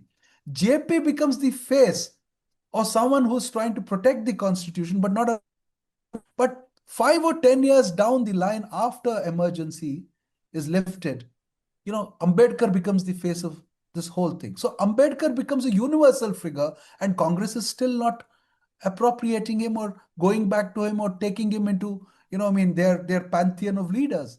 But they arrive there again very, very late after everybody else has taken him up. Look at the way the BJP swung to appropriate, Ambedkar, despite Ambedkar being so very clear about the politics of Hindu nationalism. Right? You remember certainly the book that Shauri wrote. Arun Shauri, who was very much part of the cabinet BJP. of Vajpayee and a BJP leader. He called him. The whole book was called "Worshipping False Gods." Right. So look at from that point to the talk of Modi around Ambedkar, where entire sessions have been consumed talking about Ambedkar now. And the whole agenda is about protecting the constitution. So Rahul Gandhi jumped to the Ambedkarite agenda during the previous elections, that is the 24 elections.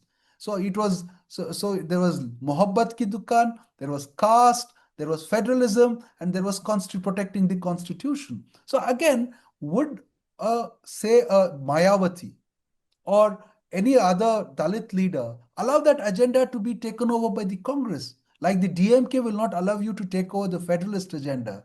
So Congress's politics, very ironically, is against its own allies more than it is against the BJP. So That is, nibbling at the, you know, pinching into the cake that is there and that belongs yeah, to their own allies. So that's the funny part. that's, So there is nothing and that that, their yeah. own. That is the problem. That they can offer to the rest of the country. I totally agree with what you said. But the one point when we began by saying Rahul thinks power is poison, he says it, but does he think it? Because the way Rahul, and he didn't even let Prashant Kishore come in, he doesn't want to give up the power of the party. His whole grouse against Ahmed Patel was कि मुझे काम नहीं करने देते थे, the old guard didn't let me work. So he wants that power, I would say, or you think he doesn't want it? What does he want? No, I mean, I think there it is not about power. It's about a certain kind of idealism. If somebody comes in and probably tells him that these are the henchmen who have actually corrupted the idea of, doing politics a certain way, in an honorable way, because they are essentially people who look at money, who sort of, look at propaganda, who tweak things here and there, or Pro industry. yeah, pro industry, that and this. I think it is that which dispelled him or put him off about, say, an Ahmed Patel or somebody else. So I think it is not about power there. It is about, It's about control. notion of idealism and politics, which he thinks his father was also finished by that. By these same, arbitrators of power finished his father. So I think it is that kind of a thing. I also feel, this is absolute speculation in my mind, which I can share with a fellow journalist, is that I think his subconscious completely resists politics because he thinks politics took away his most loved people in life. His grandmother and his father. And his mother has suffered quite a bit of abuse, quite a lot of abuse. So I think the subconscious resists something, but then, he's caught in this strange burden where he has to, be there, can't run away. You go away, you're damned. You stay, you're damned. It's a very difficult kind of position for him. So then what should he do? They went ahead and they appointed Kharge as Congress president. But, all said and done, even then, nobody was fooled that Kharge would really run the party. He would do what Rahul or Sonia tell him to do. And that is what is happening. So control is still with Ten Janpath or with Tughlaq Road now with Rahul Gandhi. So, I mean, the strange burden of being Rahul, where does he go from here? Because he's appointing people, maybe it's because of the trust factor, but people who don't really know how the Congress runs, there's so much dissatisfaction against his team. I'm sure he's hearing it too, but yet, someone like a Tharoor, he's already lost a lot of good men to the BJP. Tharoor may be on his way out. So, what does he do to control this? What is it in the messaging, or him saying jisko jana hai jaye is also not the right answer, because there are good people also who are leaving the party. No, probably there was an answer some 5 or 6 years ago, Priya. In the first term of Modi, probably there was an answer. There was a greater chance of course correction in the first term of Modi. But I think it's now a few things have escaped him. His image has, in a certain way, as a loser, has got entrenched, and the BJP spares no effort to sort of keep driving that thing across. So that is one part of it. But in my book and even in my articles earlier, I had suggested something, which is, since you're speaking so much about democracy and someone who protects and wants to protect democracy and the constitution and wants a very functional kind of thing. So why don't and dynasty, which is an institution that emerged in India after the emergency. It's consolidation of that dynastic power started only after the emergency. And since there is so much being said about that, why don't you say very clearly that you don't want executive power? You will not chase power like any other politician, but stay there and fight for the values of the Congress party, the secular, socialist, whatever it could be. You can formulate anything if you're not fighting for executive power. So if that was said and invoke the sacrifice kind of tone of his mother to say that, it would have probably worked in 2017 or 18. But now even that has been dumped because look at the number of cases being slapped. Look at the number of, things being told by people who have left the Congress about him. So it's so mired a pitch now.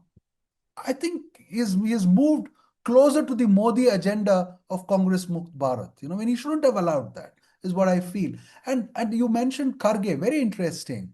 See, in Kharge, Kharge was not a mass Dalit leader. He was a quota Dalit leader always. In Karnataka, he did not come from the movements. He was just handpicked by a great Devraj Aras and put there on the pedestal. And so he did not have to go back to organize his people.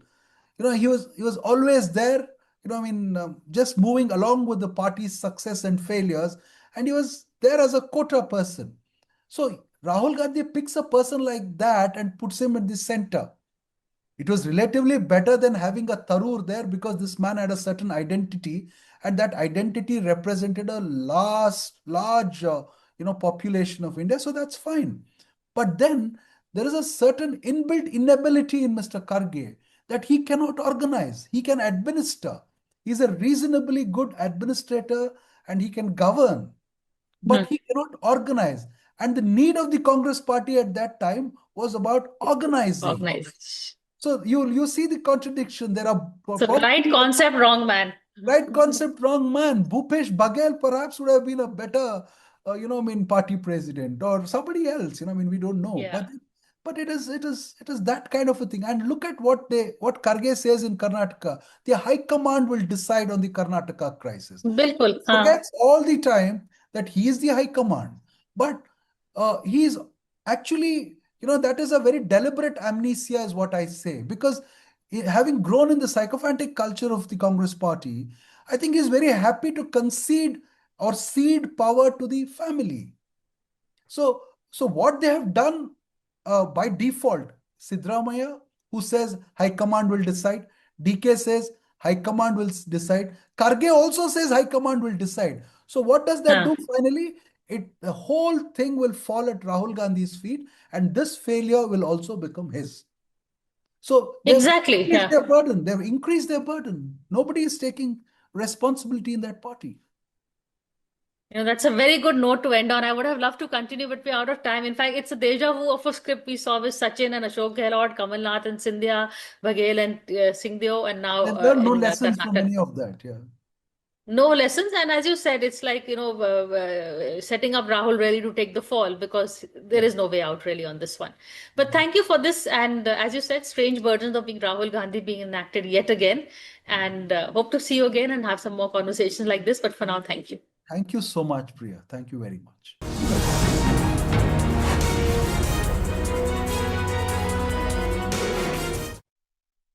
सोच रहा हूँ term life insurance ले लूं ताकि मेरे बाद family को पैसों की कमी ना हो। तू भी ले ले। अबे जल्दी क्या है, बाद में देख लेंगे। आराम से। अब तक कुणाल को हार्ट अटैक आ गया यार। पॉलिसी बाजार पर 0 GST के साथ अब 1 करोड़ का टर्म लाइफ इंश्योरेंस सिर्फ 400 रुपए महीने से शुरू। अगर आप बनना चाहते हैं एंकर या फिर आप में है जुनून एक तेज तर्रार न्यूज रिपोर्टर बनने का, तो आप ज्वाइन करें ITV और इंडिया NewsX का media school. ITV next media international school का कोर्स आपको मौका देता है देश के दिग्गज एंकर्स के साथ काम करने का। ITV next media international school में आप बेहद नजदीकी से देख पाएंगे किस तरह से ITV नेटवर्क के दिग्गज पत्रकारों की टीम दिन रात खबरों पर काम करती है। इस कोर्स के दौरान आप सीखेंगे एंकरिंग की एक एक बारीकी उन एंकर्स के साथ जो देश को रखते हैं हर खबर से बाखबर। ITV next media international school का ये कोर्स आपके एंकरिंग स्किल्स को करेगा इतना सशक्त मजबूत, जिससे आप बनेंगे पत्रकारिता की दुनिया का वो चमकता चेहरा जो दुनिया देखेगी और पसंद करेगी।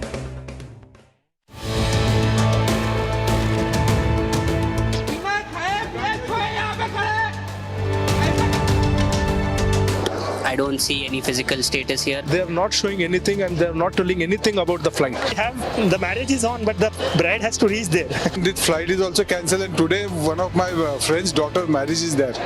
अच्छी नहीं है ना, किसी पब्लिक को परेशान करना है, कुछ तो अपना करना चाहिए, कुछ रास्ता बनाना चाहिए। This is very ridiculous. ये बहुत गलत हो रहा है।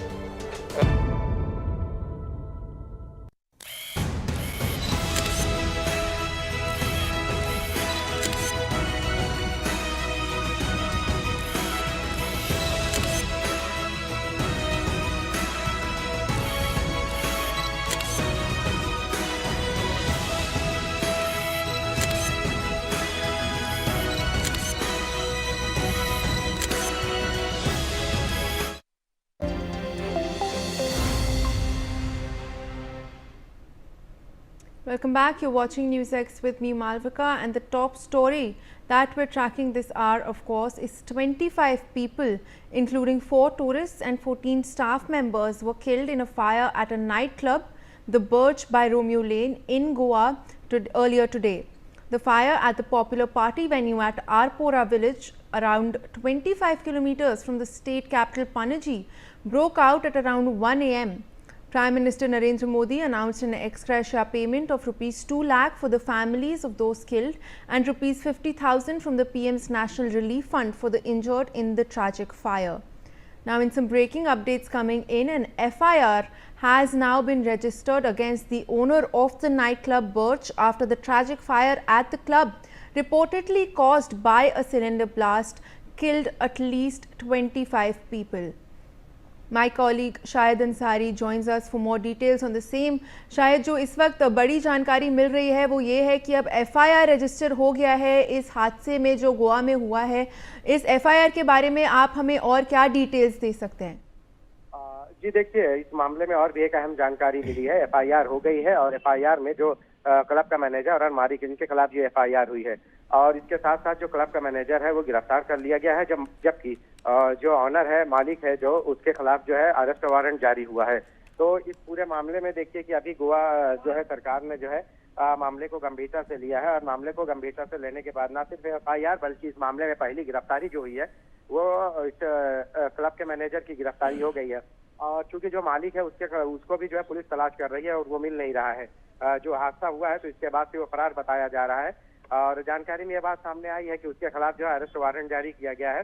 तो जल्द ही इस मामले में कार्रवाइयों का सिलसिला जो है तेज हो जाएगा और अभी ये गिरफ्तारी हुई है, इसके बाद भी और भी कई लोगों की इस मामले में गिरफ्तारियां संभव है, क्योंकि जिस तरह से जो है फायर सेफ्टी और जो कॉर्पोरेशन के जो रूल्स रहे हैं, प्रशासन के जो रूल्स रहे हैं, उसको न सिर्फ नजरअंदाज किया गया बल्कि अनदेखी भी की गई है। हालांकि इस क्लब को जो है 2-2 बार नोटिस दे दी गई थी, लेकिन उसके बाद भी जो है इस पर जो क्लब के लोग हैं उन्होंने जो है जरा बराबर भी जो है ध्यान नहीं दिया, बल्कि अनदेखी करके बड़े ढिठाई से इसे चला रहे थे। जी शायद बने रहे हमारे साथ। Now in some more breaking developments coming in, Goa Chief Minister Pramod Sawant has made another statement on the blaze. He says, and I quote, "For the first time in Goa's tourism history, such a big incident of fire has occurred.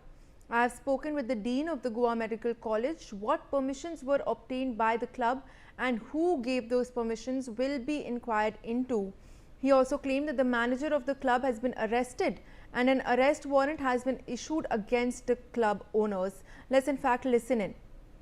लिए आज का दिन ये दुखद दिन है कि गोवा के टूरिज्म हिस्ट्री में पहली बार इस तरह के जो आरपोरा में लगे आग की दुर्घटना, बहुत बड़ी दुर्घटना है। 25 लोगों की डेथ इसमें हो गई है। अप्रॉक्सीमेटली रात को 12 बजे ये इंसिडेंस हुआ। मैं खुद घटनास्थल पर रात को 1:30-2 बजे मैं पहुंचा। मैंने जाने के बाद मैंने वहाँ पे पूरी, मेरे साथ में हमारे लोकल एमएलए माइकल लोबो वो भी थे, डीजीपी से लेके बाकी सभी पुलिस अधिकारी, फायर कलेक्टर्स, डिप्टी कलेक्टर्स, ये भी लोग वहाँ पे मौजूद थे। यानी with in half an hour में आग तो बुझाई, लेकिन जिस क्लब में ये आग की दुर्घटना हुई, जो लोग वहाँ पे थे, कुछ लोग बाहर आ सके लेकिन बाकी लोगों को बाहर आने के लिए नहीं मिला और यानी सफोकेशन की वजह से यानी उस लोगों की मौत हो गई। अभी प्रिलिमिनरी पता चला है उससे 4 लोग वो टूरिस्ट हैं, बाकी लोग उस क्लब के यानी कर्मचारी थे। मैं उनकी जो मौत हो गई है उनके प्रति मैं दुख व्यक्त करता हूँ। My colleague Shahid Ansari continues to be with us on the broadcast. Shahid, एक और स्टेटमेंट अब गोवा चीफ मिनिस्टर के द्वारा, जिसमें उन्होंने बोला है कि जो ये क्लब का प्रमोटर था उसका अरेस्ट हो गया है, जो मैनेजर था उसका अरेस्ट हो चुका है और जो ओनर्स हैं उनकी तलाश अभी भी जारी है। तो जो ये मैनेजर है इस क्लब का जिसका फ़िलहाल अरेस्ट हो चुका है पुलिस के द्वारा, उसके बारे में क्या हमारे पास कोई डिटेल्स हैं? ये कौन था और क्या कार्यवाही अब होगी उनके अगेंस्ट?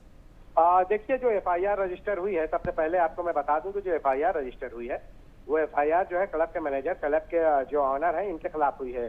ये एफआईआर दर्ज होने के बाद से जाहिर सी बात है, चूंकि 25 लोगों की मौत का मामला है, इसलिए सरकार को चौतरफा लोग घेर रहे हैं। यही वजह है कि सरकार ने गोवा सरकार ने जो है इस मामले में किसी भी तरह की ढिलाई नहीं बरती। उन्होंने फौरन जो है इस मामला दर्ज किया और जैसा कि पहले मैंने आपको बताया है कि एफआईआर दर्ज होने के बाद इस मामले में जो मैनेजर है वो अरेस्ट हो गया है, जबकि ऑनर को जो है तलाश रही है पुलिस। हालांकि ऐसा जानकारी यह मिली है कि ऑनर जो है उसका फरार है, लेकिन पुलिस ने उसको लेकर जो है गैर जमानती वारंट जो है अरेस्ट वारंट जारी किया है कि उसे जहां पे भी होगा उसको जो है गिरफ्तार किया जाएगा। जबकि जानकारी में ये बात भी सामने आई है कि मैनेजर की जो अभी प्रथमदर्शी में चूंकि मैनेजर जिम्मेदार है किसी भी इस तरह के होटल या पब या किसी भी तरह से जो क्लब है, तो उसका जिम्मेदार वही, उसकी जिम्मेदारी वही होती है। इससे पहले भी जो नोटिस वगैरह इशू हुई थी तो उसमें ये जानकारी मिली है कि नोटिस को भी जो है रिसीव करने वाला यही है। उसके बाद भी जो है ये होटल ये जो किसी भी तरह से ये जो क्लब है इसे चला रहा था, तो अब इसकी गिरफ्तारी हुई है और संभव है कि जल्द ही इसके ऑनर की भी गिरफ्तारी होगी और इसमें और भी कौन कौन से लोग हैं जो इस क्लब को चला रहे थे उनकी भी गिरफ्तारी हो सकती है। जी बिल्कुल बने रहिए हमारे साथ Shahid. We are getting some more breaking updates coming in. Leader of opposition Rahul Gandhi took to X to condole the loss of lives. He says, and I quote, he was deeply pained by the tragic fire in Arpora, Goa that claimed more than 20 lives. This is not just an accident, it is a criminal failure of safety and of governance. A thorough, transparent probe must fix accountability and ensure that such preventable tragedies do not occur again. Shahid Ansari joins us for more details. Shahid, अब जो राहुल गांधी के द्वारा statement दिया जा रहा है जिसमें वो एक ट्रांसपेरेंट प्रोब की मांग कर रहे हैं, इस स्टेटमेंट के बारे में हमें आप और क्या डिटेल्स दे सकते हैं इस वक्त? देखिए, जिस तरह से इस पूरे हादसे में जो है 25 लोगों की मौत हो गई है, इस मौत के बाद जो है सत्ताधारी पक्ष और विपक्ष दोनों जो है इस मामले को लेकर खेद प्रकट कर रहे हैं। लेकिन सत्ताधारी पक्ष ने जो है जिस तरह से राहुल गांधी ने बयान दिया है, अपने बयान में उन्होंने राहुल गांधी ने ट्विटर एक्स पर अपनी बात कही है। उन्होंने कहा है कि ये सिर्फ एक एक्सीडेंट नहीं है बल्कि एक जो है क्रिमिनल फेलियर और जो सेफ्टी के नियम है उनको लेकर जो है गवर्नमेंट का पूरी तरह से फेलियर है। उन्होंने ये भी कहा है कि इस पूरे मामले में जो है जो लोग हैं उनके साथ जो है हम संवेदनाएं व्यक्त करते हैं और उन्होंने ये कहा है कि इस तरह की घटनाएं दोबारा ना हो, इसको लेकर जो है सरकार जो लोगों को श्योरिटी दे। तो आपको मैं बताऊं कि जिस तरह से जब ये घटना घटी है तो उसके बाद जो लोकल एमएलए से लेकर विपक्षी जो कांग्रेस गोवा में है वो उसने तो जो गोवा के मुख्यमंत्री हैं उनके रिजिग्नेशन की भी मांग कर दी है। तो इस पूरे मामले में सत्ता और विपक्ष दोनों जो है उनका तेवर आक्रामक है, लेकिन विपक्ष जो है इस मामले में जो है राज्य के मुख्यमंत्री को जो है हटाने की बात कह रही है। राहुल गांधी ने भी इस मामले को लेकर उसी तरह से कहा है कि एक सिर्फ हादसा, इसको हम सिर्फ हादसा नहीं कह सकते बल्कि इसको गवर्नमेंट का फेलियर कह सकते हैं। जी शायद बिल्कुल बने रहे हमारे साथ। Now in some more updates that we are tracking, the relative of two of the victims has now made a statement on the incident. Narayan Mathur says, and I quote, "Those were my nephews, sons of my elder brother, so I have come here for them. Both of them died. They worked in the kitchen of the restaurant. I came to know about it this morning." Let's listen into what he said. देखने के लिए आया है ना, मेरा भतीजा है, बड़ा भाई का लड़का है, लोग दोनों, तो इसको देखने के लिए आया ना। क्या वो होटल में रहता था ना, रात को इंसिडेंट हुआ उसमें? हाँ, रात को ही है या मर गया? मर गया, दोनों मर गया। क्या 3 मरा। होटल में किचन में काम करता था ये लोग उस होटल में। हाँ। आपको कब मतलब मालूम पड़ा? मेरे को तो सुबह पता चला। ये कहाँ के थे दोनों? हम लोग गाँव का ही था। झारखंड गोविंदपुर फतेहपुर है। और कितने साल से काम कर रहे थे इधर? पहले था लेकिन अभी फिलहाल 6 महीने 7 महीने हो रहा है इधर आया है। एक नई होटल में ऑल्टरमेटिक काम कर रहा था। कितनी उम्र थी उनकी? उम्र एक का बड़ा का होगा वही 20 और छोटा का 18 साल। दोनों झारखंड के भाई थे? ओ भाई, मेरा भतीजा लगता है ना। दोनों? हाँ, दोनों अपना खुद सगा, एक माँ का सगा। एक दो मर गए? दोनों मर गए। आपको कब मालूम पड़ा? मेरे को सुबह पता चला। किसने बताया? वो एक भाई ने बताया, भतीजा लोग है ना, फिर इसे का वो बड़ा भाई, वो बड़ा लड़का का वो भाई है, उसको भतीजा ही लगता है अपना दोनों। अभी क्या बोला है पुलिस ने? अभी तो कुछ नहीं बोला, आएगा ऑनर लोग तो कुछ बात करेंगे लोग। हम लोग का आ रहा है भैया लोग का, उसके बाद कुछ बात करेंगे। हाँ, अभी भैया लोग आ रहे हैं ना, फिर इधर फैमिली आ रही है। बिहारी नहीं, झारखंड से भाई। फैमिली आ रही है? नहीं फैमिली नहीं, गांव का दोस्त लोग और है ना, ये लोग सब आ रहा है ना, आएगा उसके बाद बात करेंगे। फिर 3 है ना, जैसे बगल बगल हम लोग का 2 भाई, मतलब हम मेरा भतीजा 2 है, फिर एक बगल वाला एक है, वो एक है, 2 है, एक ही। My colleague Shahid Ansari continues to be with us on the broadcast. Shahid, अब जो relatives हैं जिन लोग की जान गई थी उनके भी बयान सामने आ रहे हैं। 2 लोग जो काम करते थे वहाँ पर, उनके रिलेटिव ने अब स्टेटमेंट दिया है, और जो जिन लोगों की मौत हो गई है इस हादसे में उनके बारे में कोई डिटेल्स हैं जो सामने आ रही हैं इस वक्त? देखिए, गोवा में जो है इस तरह के क्लब या पब या रेस्टोरेंट में जो है काम करने वाले ज्यादा करके जो है कश्मीर, उत्तराखंड, झारखंड यहाँ के लोग जो होते हैं।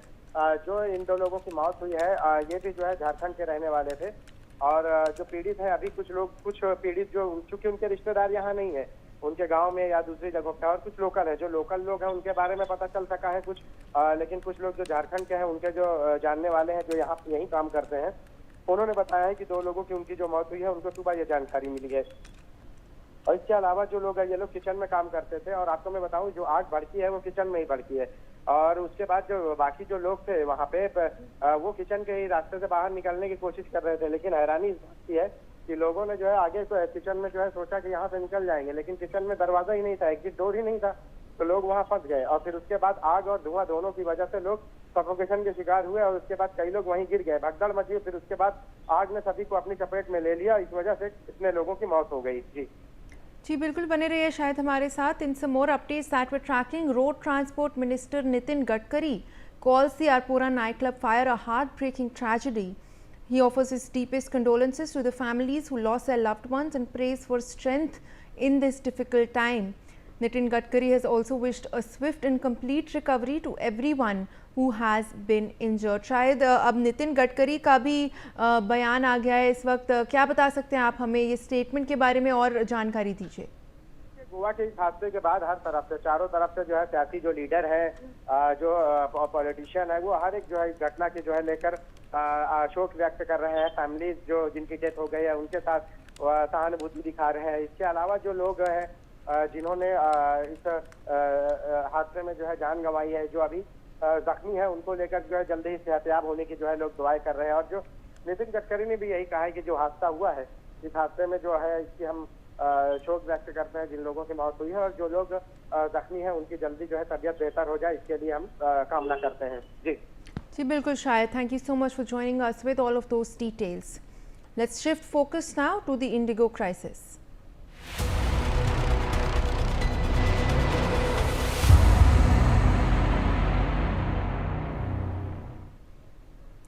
India woke up to chaos at its airports. Flights cancelled, passengers stranded, families sleeping on floors. And at the center of this unprecedented mess is one man, Peter Albers, the CEO of Indigo. As the crisis unfolds across Delhi, Mumbai, Bengaluru, Hyderabad and other cities, the airline leadership is nowhere in sight. And now, after yesterday's video announcement by the Indigo CEO, the apology is raising more questions than answers. Indigo CEO Peter Albers' apology was short, carefully worded and expressed regret for the disruption. Let's in fact listen into his statement. Ladies and gentlemen, I'm Peter Albers, the CEO of Indigo. I want to share with you that we have experienced severe operational disruptions for the past few days. Since then, the crisis continued to aggravate, with today, December 5th, being the most severely impacted day, with the number of cancellations well over 1,000, or more than half of our number of daily flights.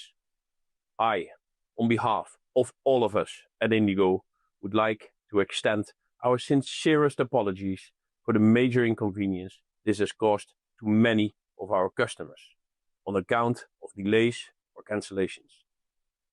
The situation is a result of various causes. Yet, for you as a customer, it's important how we as He says that the airline is working to stabilize operations and restore normalcy. But India's airports tell a very different story. Hotel rooms, none arranged, meals scarce, refunds delayed, and basic information almost impossible to find. All these things which the CEO promised to fix were still happening on ground. So who is Peter Elbers? A Dutch aviation veteran, former chief of KLM, a global industry insider with decades of experience. He joined Indigo in 2022 with the promise of bringing stability and growth to India's largest airline. Peter Elbers was born in Schiedam, a small city in the Netherlands, where he studied logistics management and went on to complete a master's in business economics in 1992. He began his journey in aviation after joining KLM Royal Dutch Airlines as a supervisor at the Schiphol hub, hauling and loading aircraft. Over the years, Elbers climbed the ranks, managerial roles in the Netherlands and posts overseas in Japan, Greece and Italy. By 2011, he had become KLM's chief operating officer. Then in 2014, he rose to become its president and chief executive officer. For 8 years, he led one of Europe's oldest airlines, steering a legacy career with gravity and global reach. Then in May 2022 came a turning point. Indigo, India's biggest domestic airline, announced that Peter Elbers would take over as CEO.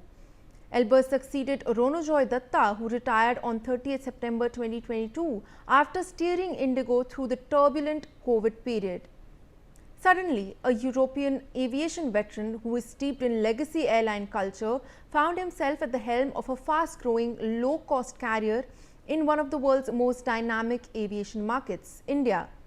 He spoke of new frontiers, expansion, international routes and modernization, which is a vision of turning Indigo into more than just a domestic carrier. But as India's skies began to stir with demand, the pressure intensified. Operational challenges, flight cancellations, chaos at airports, and now massive cancellations that have left thousands stranded.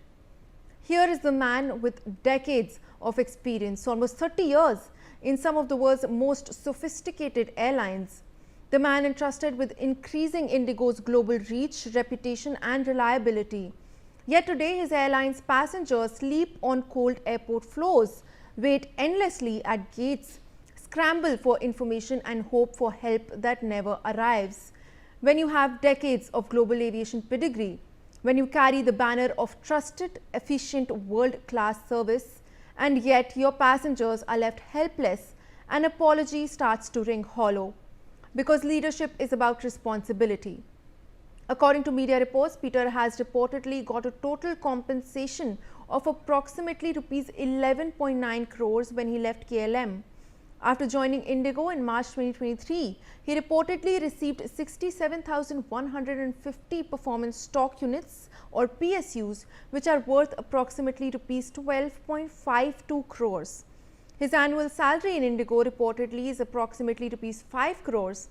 His total compensation in Indigo Airlines, including his salary, PSUs and other bonuses, is reportedly nearly rupees 17 crores.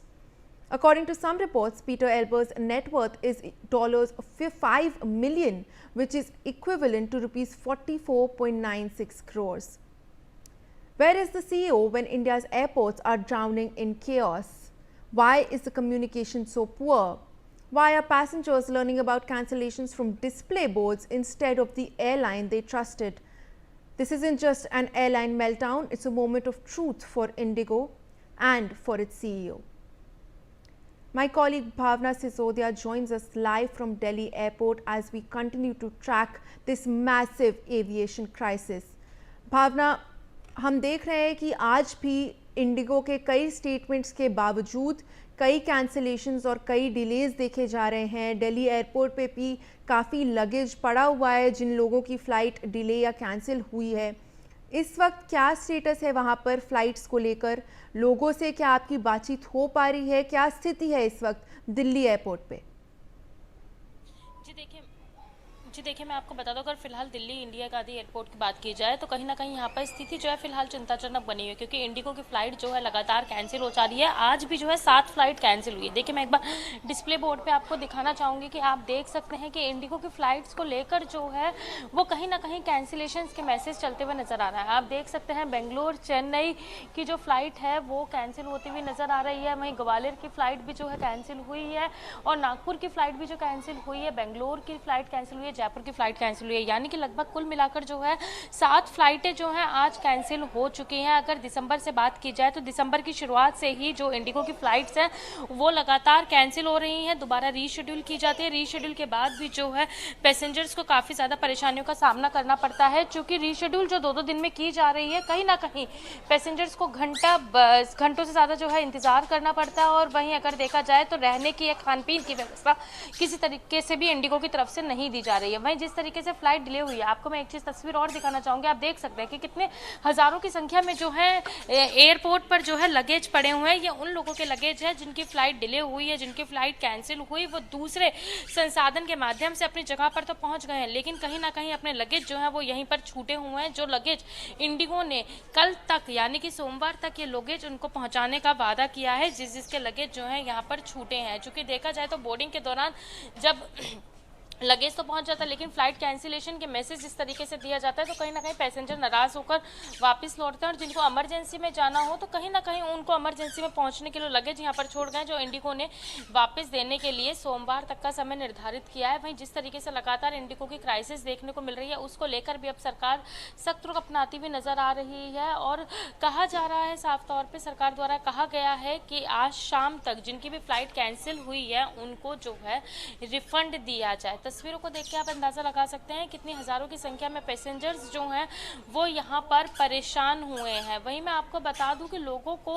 Airport पहुँचने के बावजूद भी ticket जो है वो नहीं मिल पा रहे, और मिलते हैं तो वो कहीं ना कहीं कैंसिल होते नजर आ रहे हैं, जिसकी वजह से लोग जो है पैसेंजर्स जो हैं वो परेशान होते नजर आ रहे हैं। कहा जा सकता है कि अब कहीं ना कहीं इंडिगो से जो पैसेंजर्स हैं उनका विश्वास उठता हुआ नजर आ रहा है। वहीं इंडिगो के CEO को जो है पीटर एल्बर्ट को जो है सोकॉल्ड नोटिस जारी किया गया, जिसमें 24 घंटे के अंदर उन्हें जवाब तलब करना है कि आखिरकार ऐसी क्या वजह है कि जो इतनी ज़्यादा क्राइसिस जो है वो देखने को मिला, और पैसेंजर्स की यात्रा में जो असुविधा हुई है उसको लेकर तमाम सवालों के जवाब जो हैं वो इंडिगो के CEO को जो है DGCA में सबमिट कराने हैं, जवाब देना है कि आखिरकार ऐसी क्या वजह हो पड़ी है। वहीं देखा जाए तो पीटर एल्बर्ट जो हैं उन्होंने एक्स के माध्यम से इस हुई असुविधा को लेकर माफ़ी मांगी। ये भी कहा कि रहने का खाने का इंतजामात जो है पैसेंजर्स के लिए किया जाएगा, लेकिन ग्राउंड पर बात की जाए तो उस तरीके की व्यवस्था होती नज़र नहीं आ रही है। कहीं ना कहीं पैसेंजर्स जो हैं वो परेशान होते नज़र आ रहे हैं। अब देखना यही होगा कि जहां सरकार द्वारा सख्त रुख, जहां कैंसिलेशन के पैसे वापस लौटाने की बात कही गई है, वहीं दूसरी तरफ पीटर एल्बर्ट हैं उनको जो जवाब तलब करना है तो वो अपने सवालों के जवाब क्या देते हैं ये देखना बहुत अहम हो जाता है, क्योंकि बार बार ये बात कहना कि क्रू मेंबर्स की कमी के कारण इस तरीके की व्यवस्था बिगड़ती हुई नजर आई है, जिसकी वजह से लगभग अब तक 1700 से 2000 फ्लाइट्स जो हैं वो कैंसिल हुई हैं। और केवल दिल्ली में ही नहीं, तमाम जगहों पर, चाहे बाहर के देशों के बाहर राज्यों की बात की जाए तो वहां पर भी इसी तरीके की स्थिति देखने को मिल रही है। तो जवाब क्या सबमिट किया जाता है और स्थिति कब तक सामान्य होती है, अब इसको कहीं ना कहीं देखने वाली बात होगी। बिल्कुल भावना, thank you so much for joining us with all of those updates from the ground. But we have some breaking updates that we're tracking. Former Union Minister of Finance P. Chidambaram says that he is glad that the Ministry of Civil Aviation has woken up at last and capped the economy class fares. He says that the cap must continue as long as the airline duopoly exists, adding that without strong competition, price control is the only way to protect public interest. He said that the overwhelming majority of the passengers must be protected. My colleague Rainik Datta joins us from Kolkata Airport. Rainik, इस वक्त कोलकाता में क्या स्थिति है cancellations को लेकर? हम देख रहे हैं पी चिदम्बरम का भी स्टेटमेंट आ गया है अब ये फ्लाइट फेयर कैप के ऊपर। हालांकि अभी भी कई फ्लाइट्स की जो प्राइसेस हैं वो काफ़ी हाई हमें नज़र आ रही हैं सुबह से।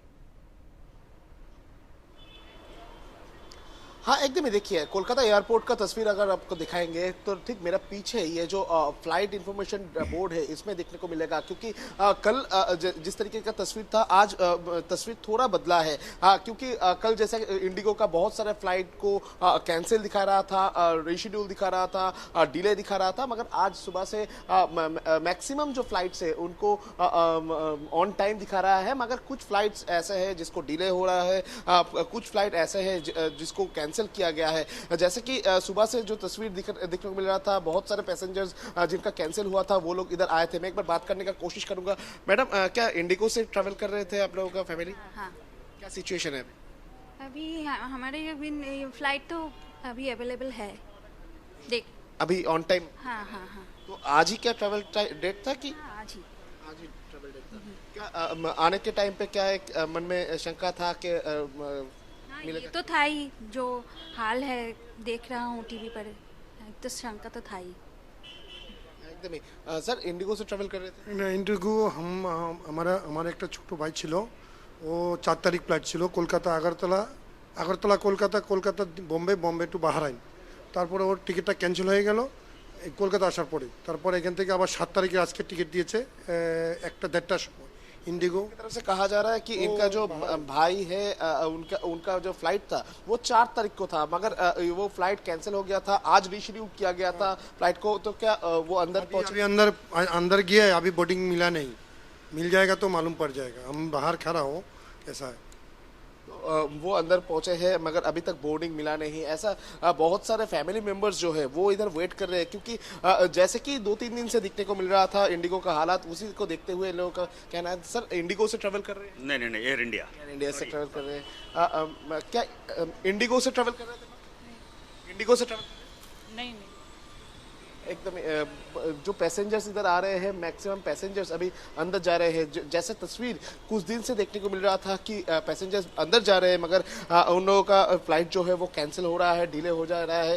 मगर आज जो तस्वीर वो थोड़ा बदला है। आज बहुत सारे फ्लाइट जो है उसको मैक्सिमम फ्लाइट जो है उनको रीशेड्यूल करके आज दिया गया था, वो आज ऑन टाइम अभी फिलहाल है। मैं एक बार बात करने की कोशिश करूँगा। सर, इंडिगो से ट्रैवल कर रहे थे? हाँ। क्या सिचुएशन है अभी? नहीं, अब ठीक है, अब हो गया। हो गया है। कब आपका जाने का बात था? कल, मतलब मेरा तो परसों का था, वो लोग रीशेड्यूल करके आज ही दे दिया मेरे को। आज ही दे? आप कॉपरेट हो रहा है, कॉपरेट कर।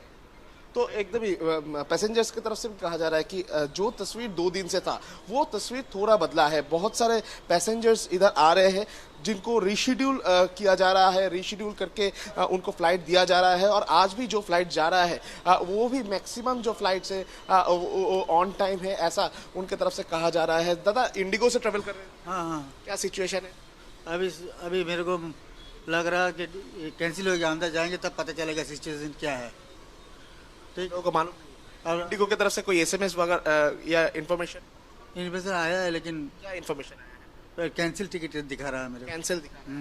Flight cancel. कहाँ जा रहा था? सऊदी जाना था, अभी जाना ही पड़ेगा मेरे को आज के डेट में, नहीं तो मेरा लाइफ खराब हो जाएगा। आप लोग भी जा रहे हैं? नहीं जा रहा हूँ। आप हाँ, मैं अभी आप लोग क्या करेंगे?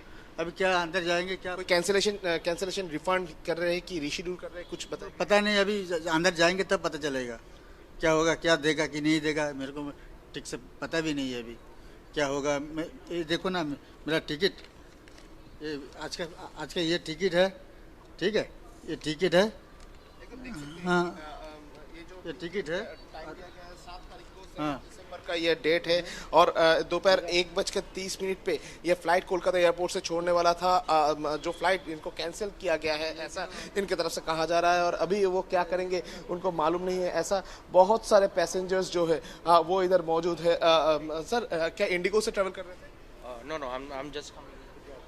ओके, इंडिगो से travel Yeah, I was traveling. क्या सिचुएशन है अभी? तो सिचुएशन एक्चुअली कल फ्लाइट कैंसिल हो गई थी, but somehow we spoke to IndiGo officials and one of the customer executive had arranged second flight for us, connected है। तो बेसिकली मतलब मुंबई टू बागडोगरा ट्रैवल कर रहे थे, तो हमने फिर उन्होंने कनेक्टेड। जी Rainik, बिल्कुल, thank you so much for joining us with those details from the ground. We're running short on time, but we'll be right back with more updates. But for now, let's slip into a very short break.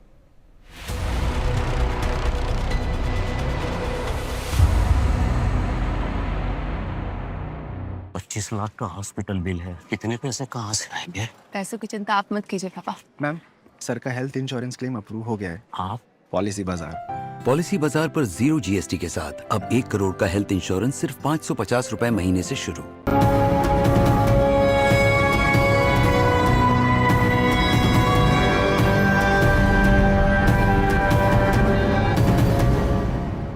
Hello and welcome to Legally Speaking with me, Tarun Nangia. Today we commence the part 6 of our series on Justice Suryakant. The show is titled Justice Suryakant as Chief Justice of India, Opportunities and Suggestions. I have someone who also has served in a long time at the Punjab Haryana High Court, was a Chief Justice of the Jammu and Kashmir High Court, but also served as the first president of the National Company Law Tribunal, or we could call him also the founder president of the National Company Law Tribunal. I would like to welcome Justice M. Kumar. Good to see you, sir. Thank you so much for your time. We have with us an advocate who practices at the Supreme Court of India, also at the Delhi High Court, also does arbitrations. In his past life, he was a chartered accountant, now a Senior Advocate Percival Bilimoria. Good to see you, Mr. Bilimoria. Thank you for your time. At the outset, I want to request Justice M. Kumar to give his opening comment and suggestions and memories that he can share about Justice Suryakant. Thank you, Taran, for having me on the show. If I may say so, that to peep into the legal mind of a judge like Justice Suryakant, one need to go into the background from where he comes from. He is rooted in the masses and he adopts a realistic school of thought.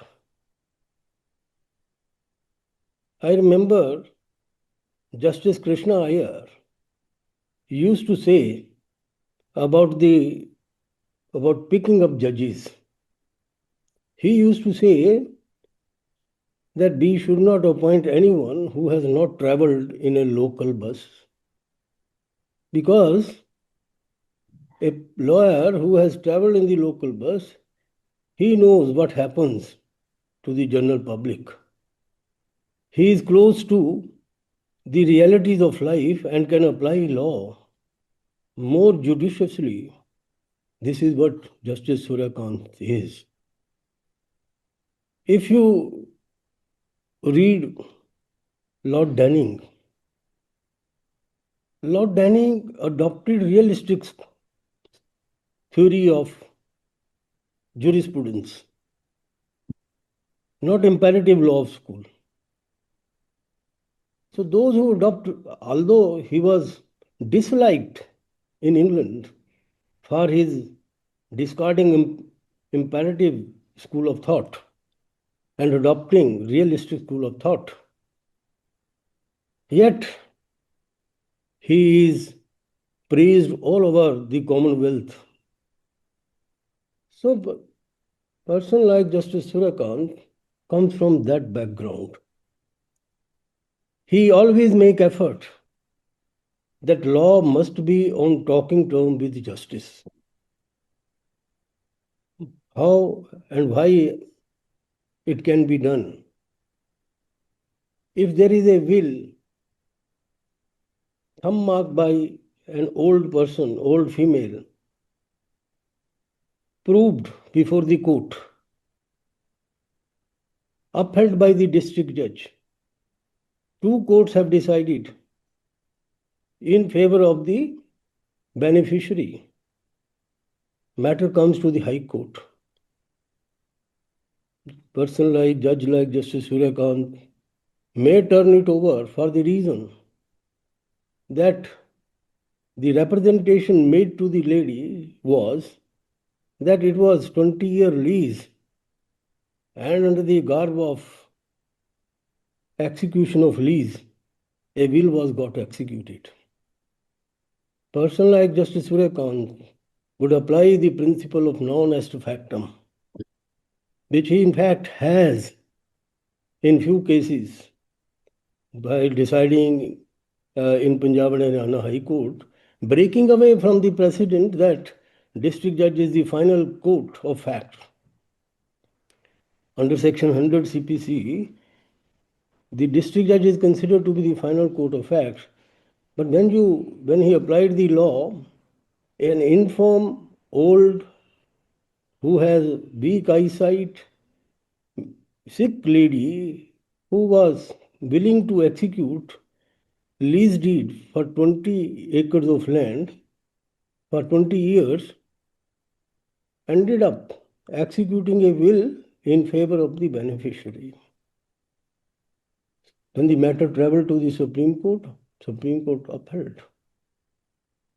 So this is the realistic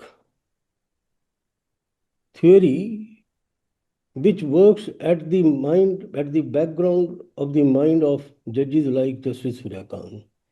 This is what I believe because we have rubbed shoulders together, and I had a chance of giving audience as well as sitting with Justice Suryakant. So as far as I can see, he is a man of realistic school of thought, a real justice.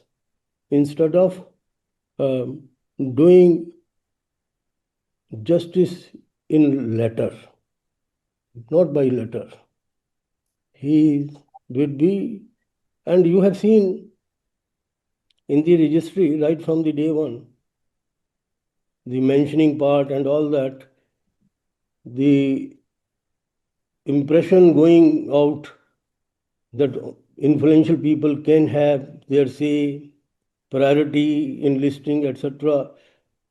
Those he from the day one, he gave a very loud message. The second thing which I think I would like to highlight, Justice Suryakant as a CGI has made a statement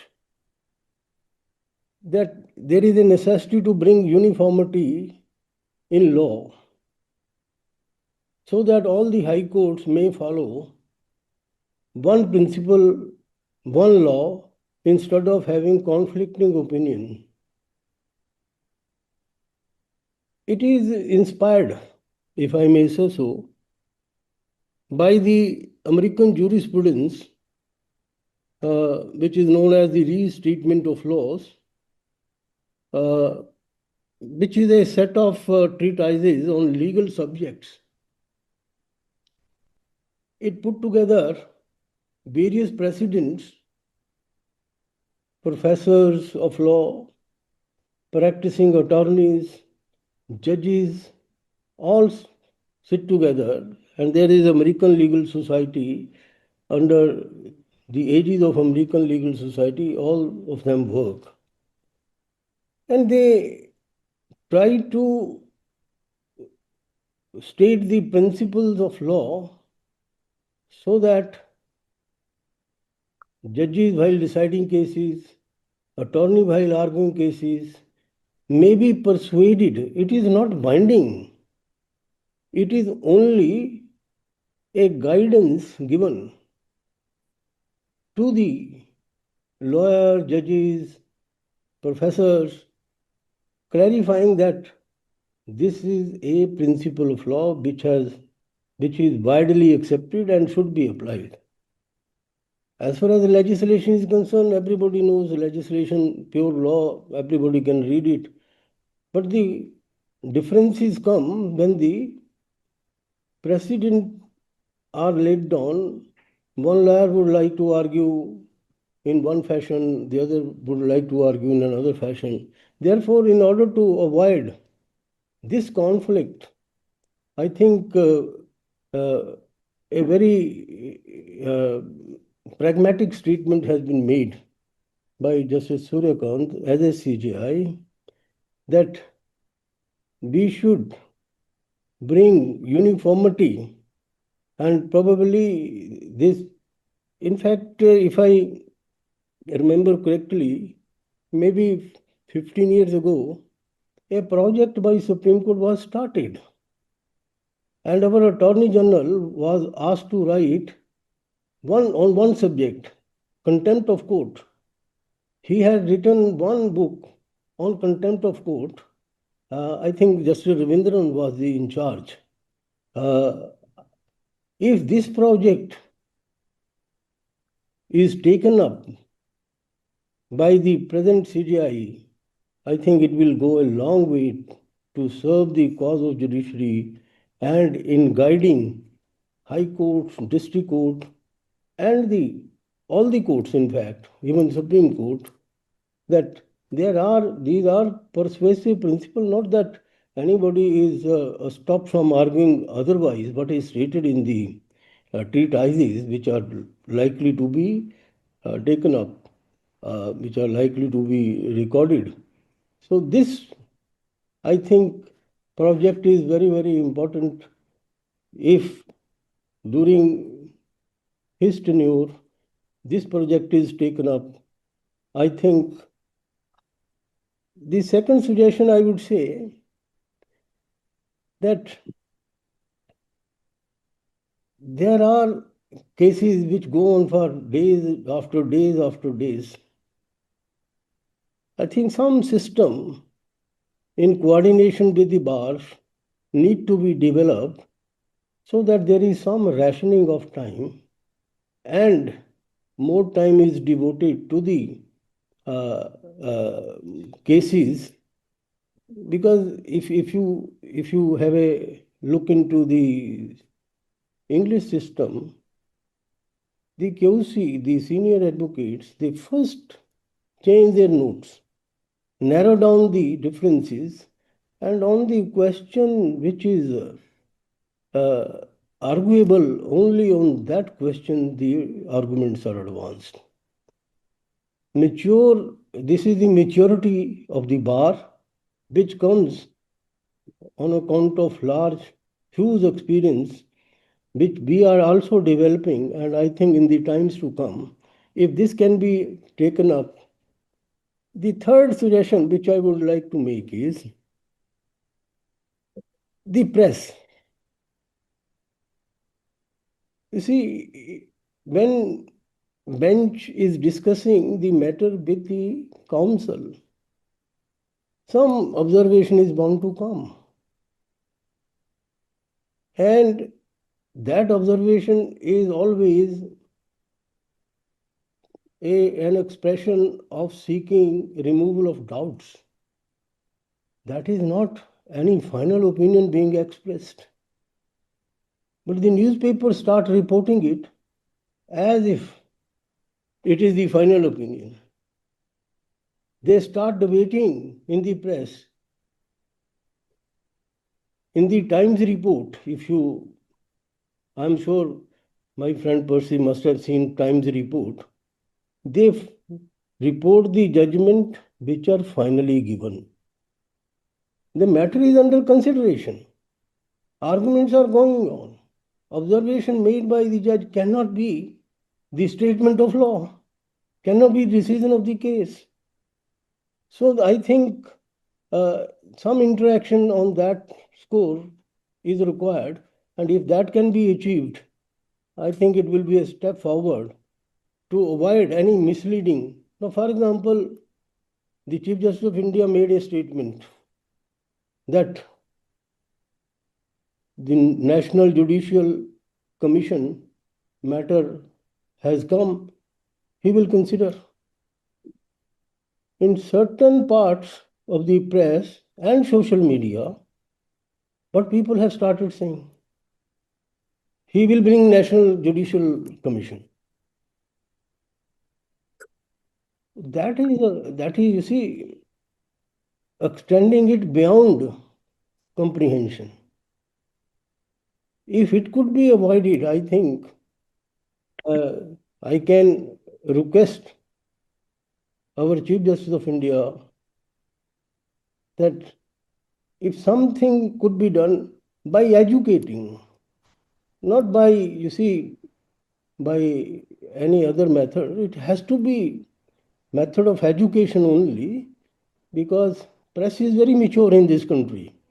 I'm sure person like Kuldeep Nayyar, we have seen his book on supersession of judges and Indo-Pak relations between the lines and distant neighbors, all those books. I think if we have journalists of that maturity, I think something can be achieved and constructive criticism, constructive role of the Supreme Court can come forward. And also, I would say the bar has to be guided properly. This election-based bar, I think there has to be some rethinking about it. The election-based bar, I mean, this type of standard which we expect, if those standards can be achieved, I think it would be a great achievement, and I look forward to the healthy tenure of the present Chief Justice of India, Justice Surya Kant, and I wish him very well. Thank you for such thoughtful suggestions that you gave, and also some memories that you shared of Justice Suryakant. Indeed, very anecdotal also. I'll go to Senior Advocate Percival Bilimoria for his opening comment and suggestions. Thank you, Tarun. We've had some pearls of wisdom from Justice Kumar, and high praise indeed for the incoming Chief Justice. And you know that I value Justice Kumar's opinion a lot, and I share a lot of that also. I'm not going to talk about. I mean, I think by now everyone knows some of the big decisions. The Justice, the incoming Chief Justice has played a role in, Pegasus and all that. I think we have to look forward. And in looking forward, the first thing is that, I think it's after quite a while that we have somebody who's going to be Chief Justice for about 14 months, I think. Yes. And, that means that he has the opportunity to shape or reshape the Supreme Court. And I think, from whatever I have gauged about, the incoming Chief Justice, I don't think he will let go of that opportunity. And I think Justice Kumar touched upon some of the issues and the changes that could be thought about and contemplated. We also know, of course, that he's a big champion of mediation, and which is one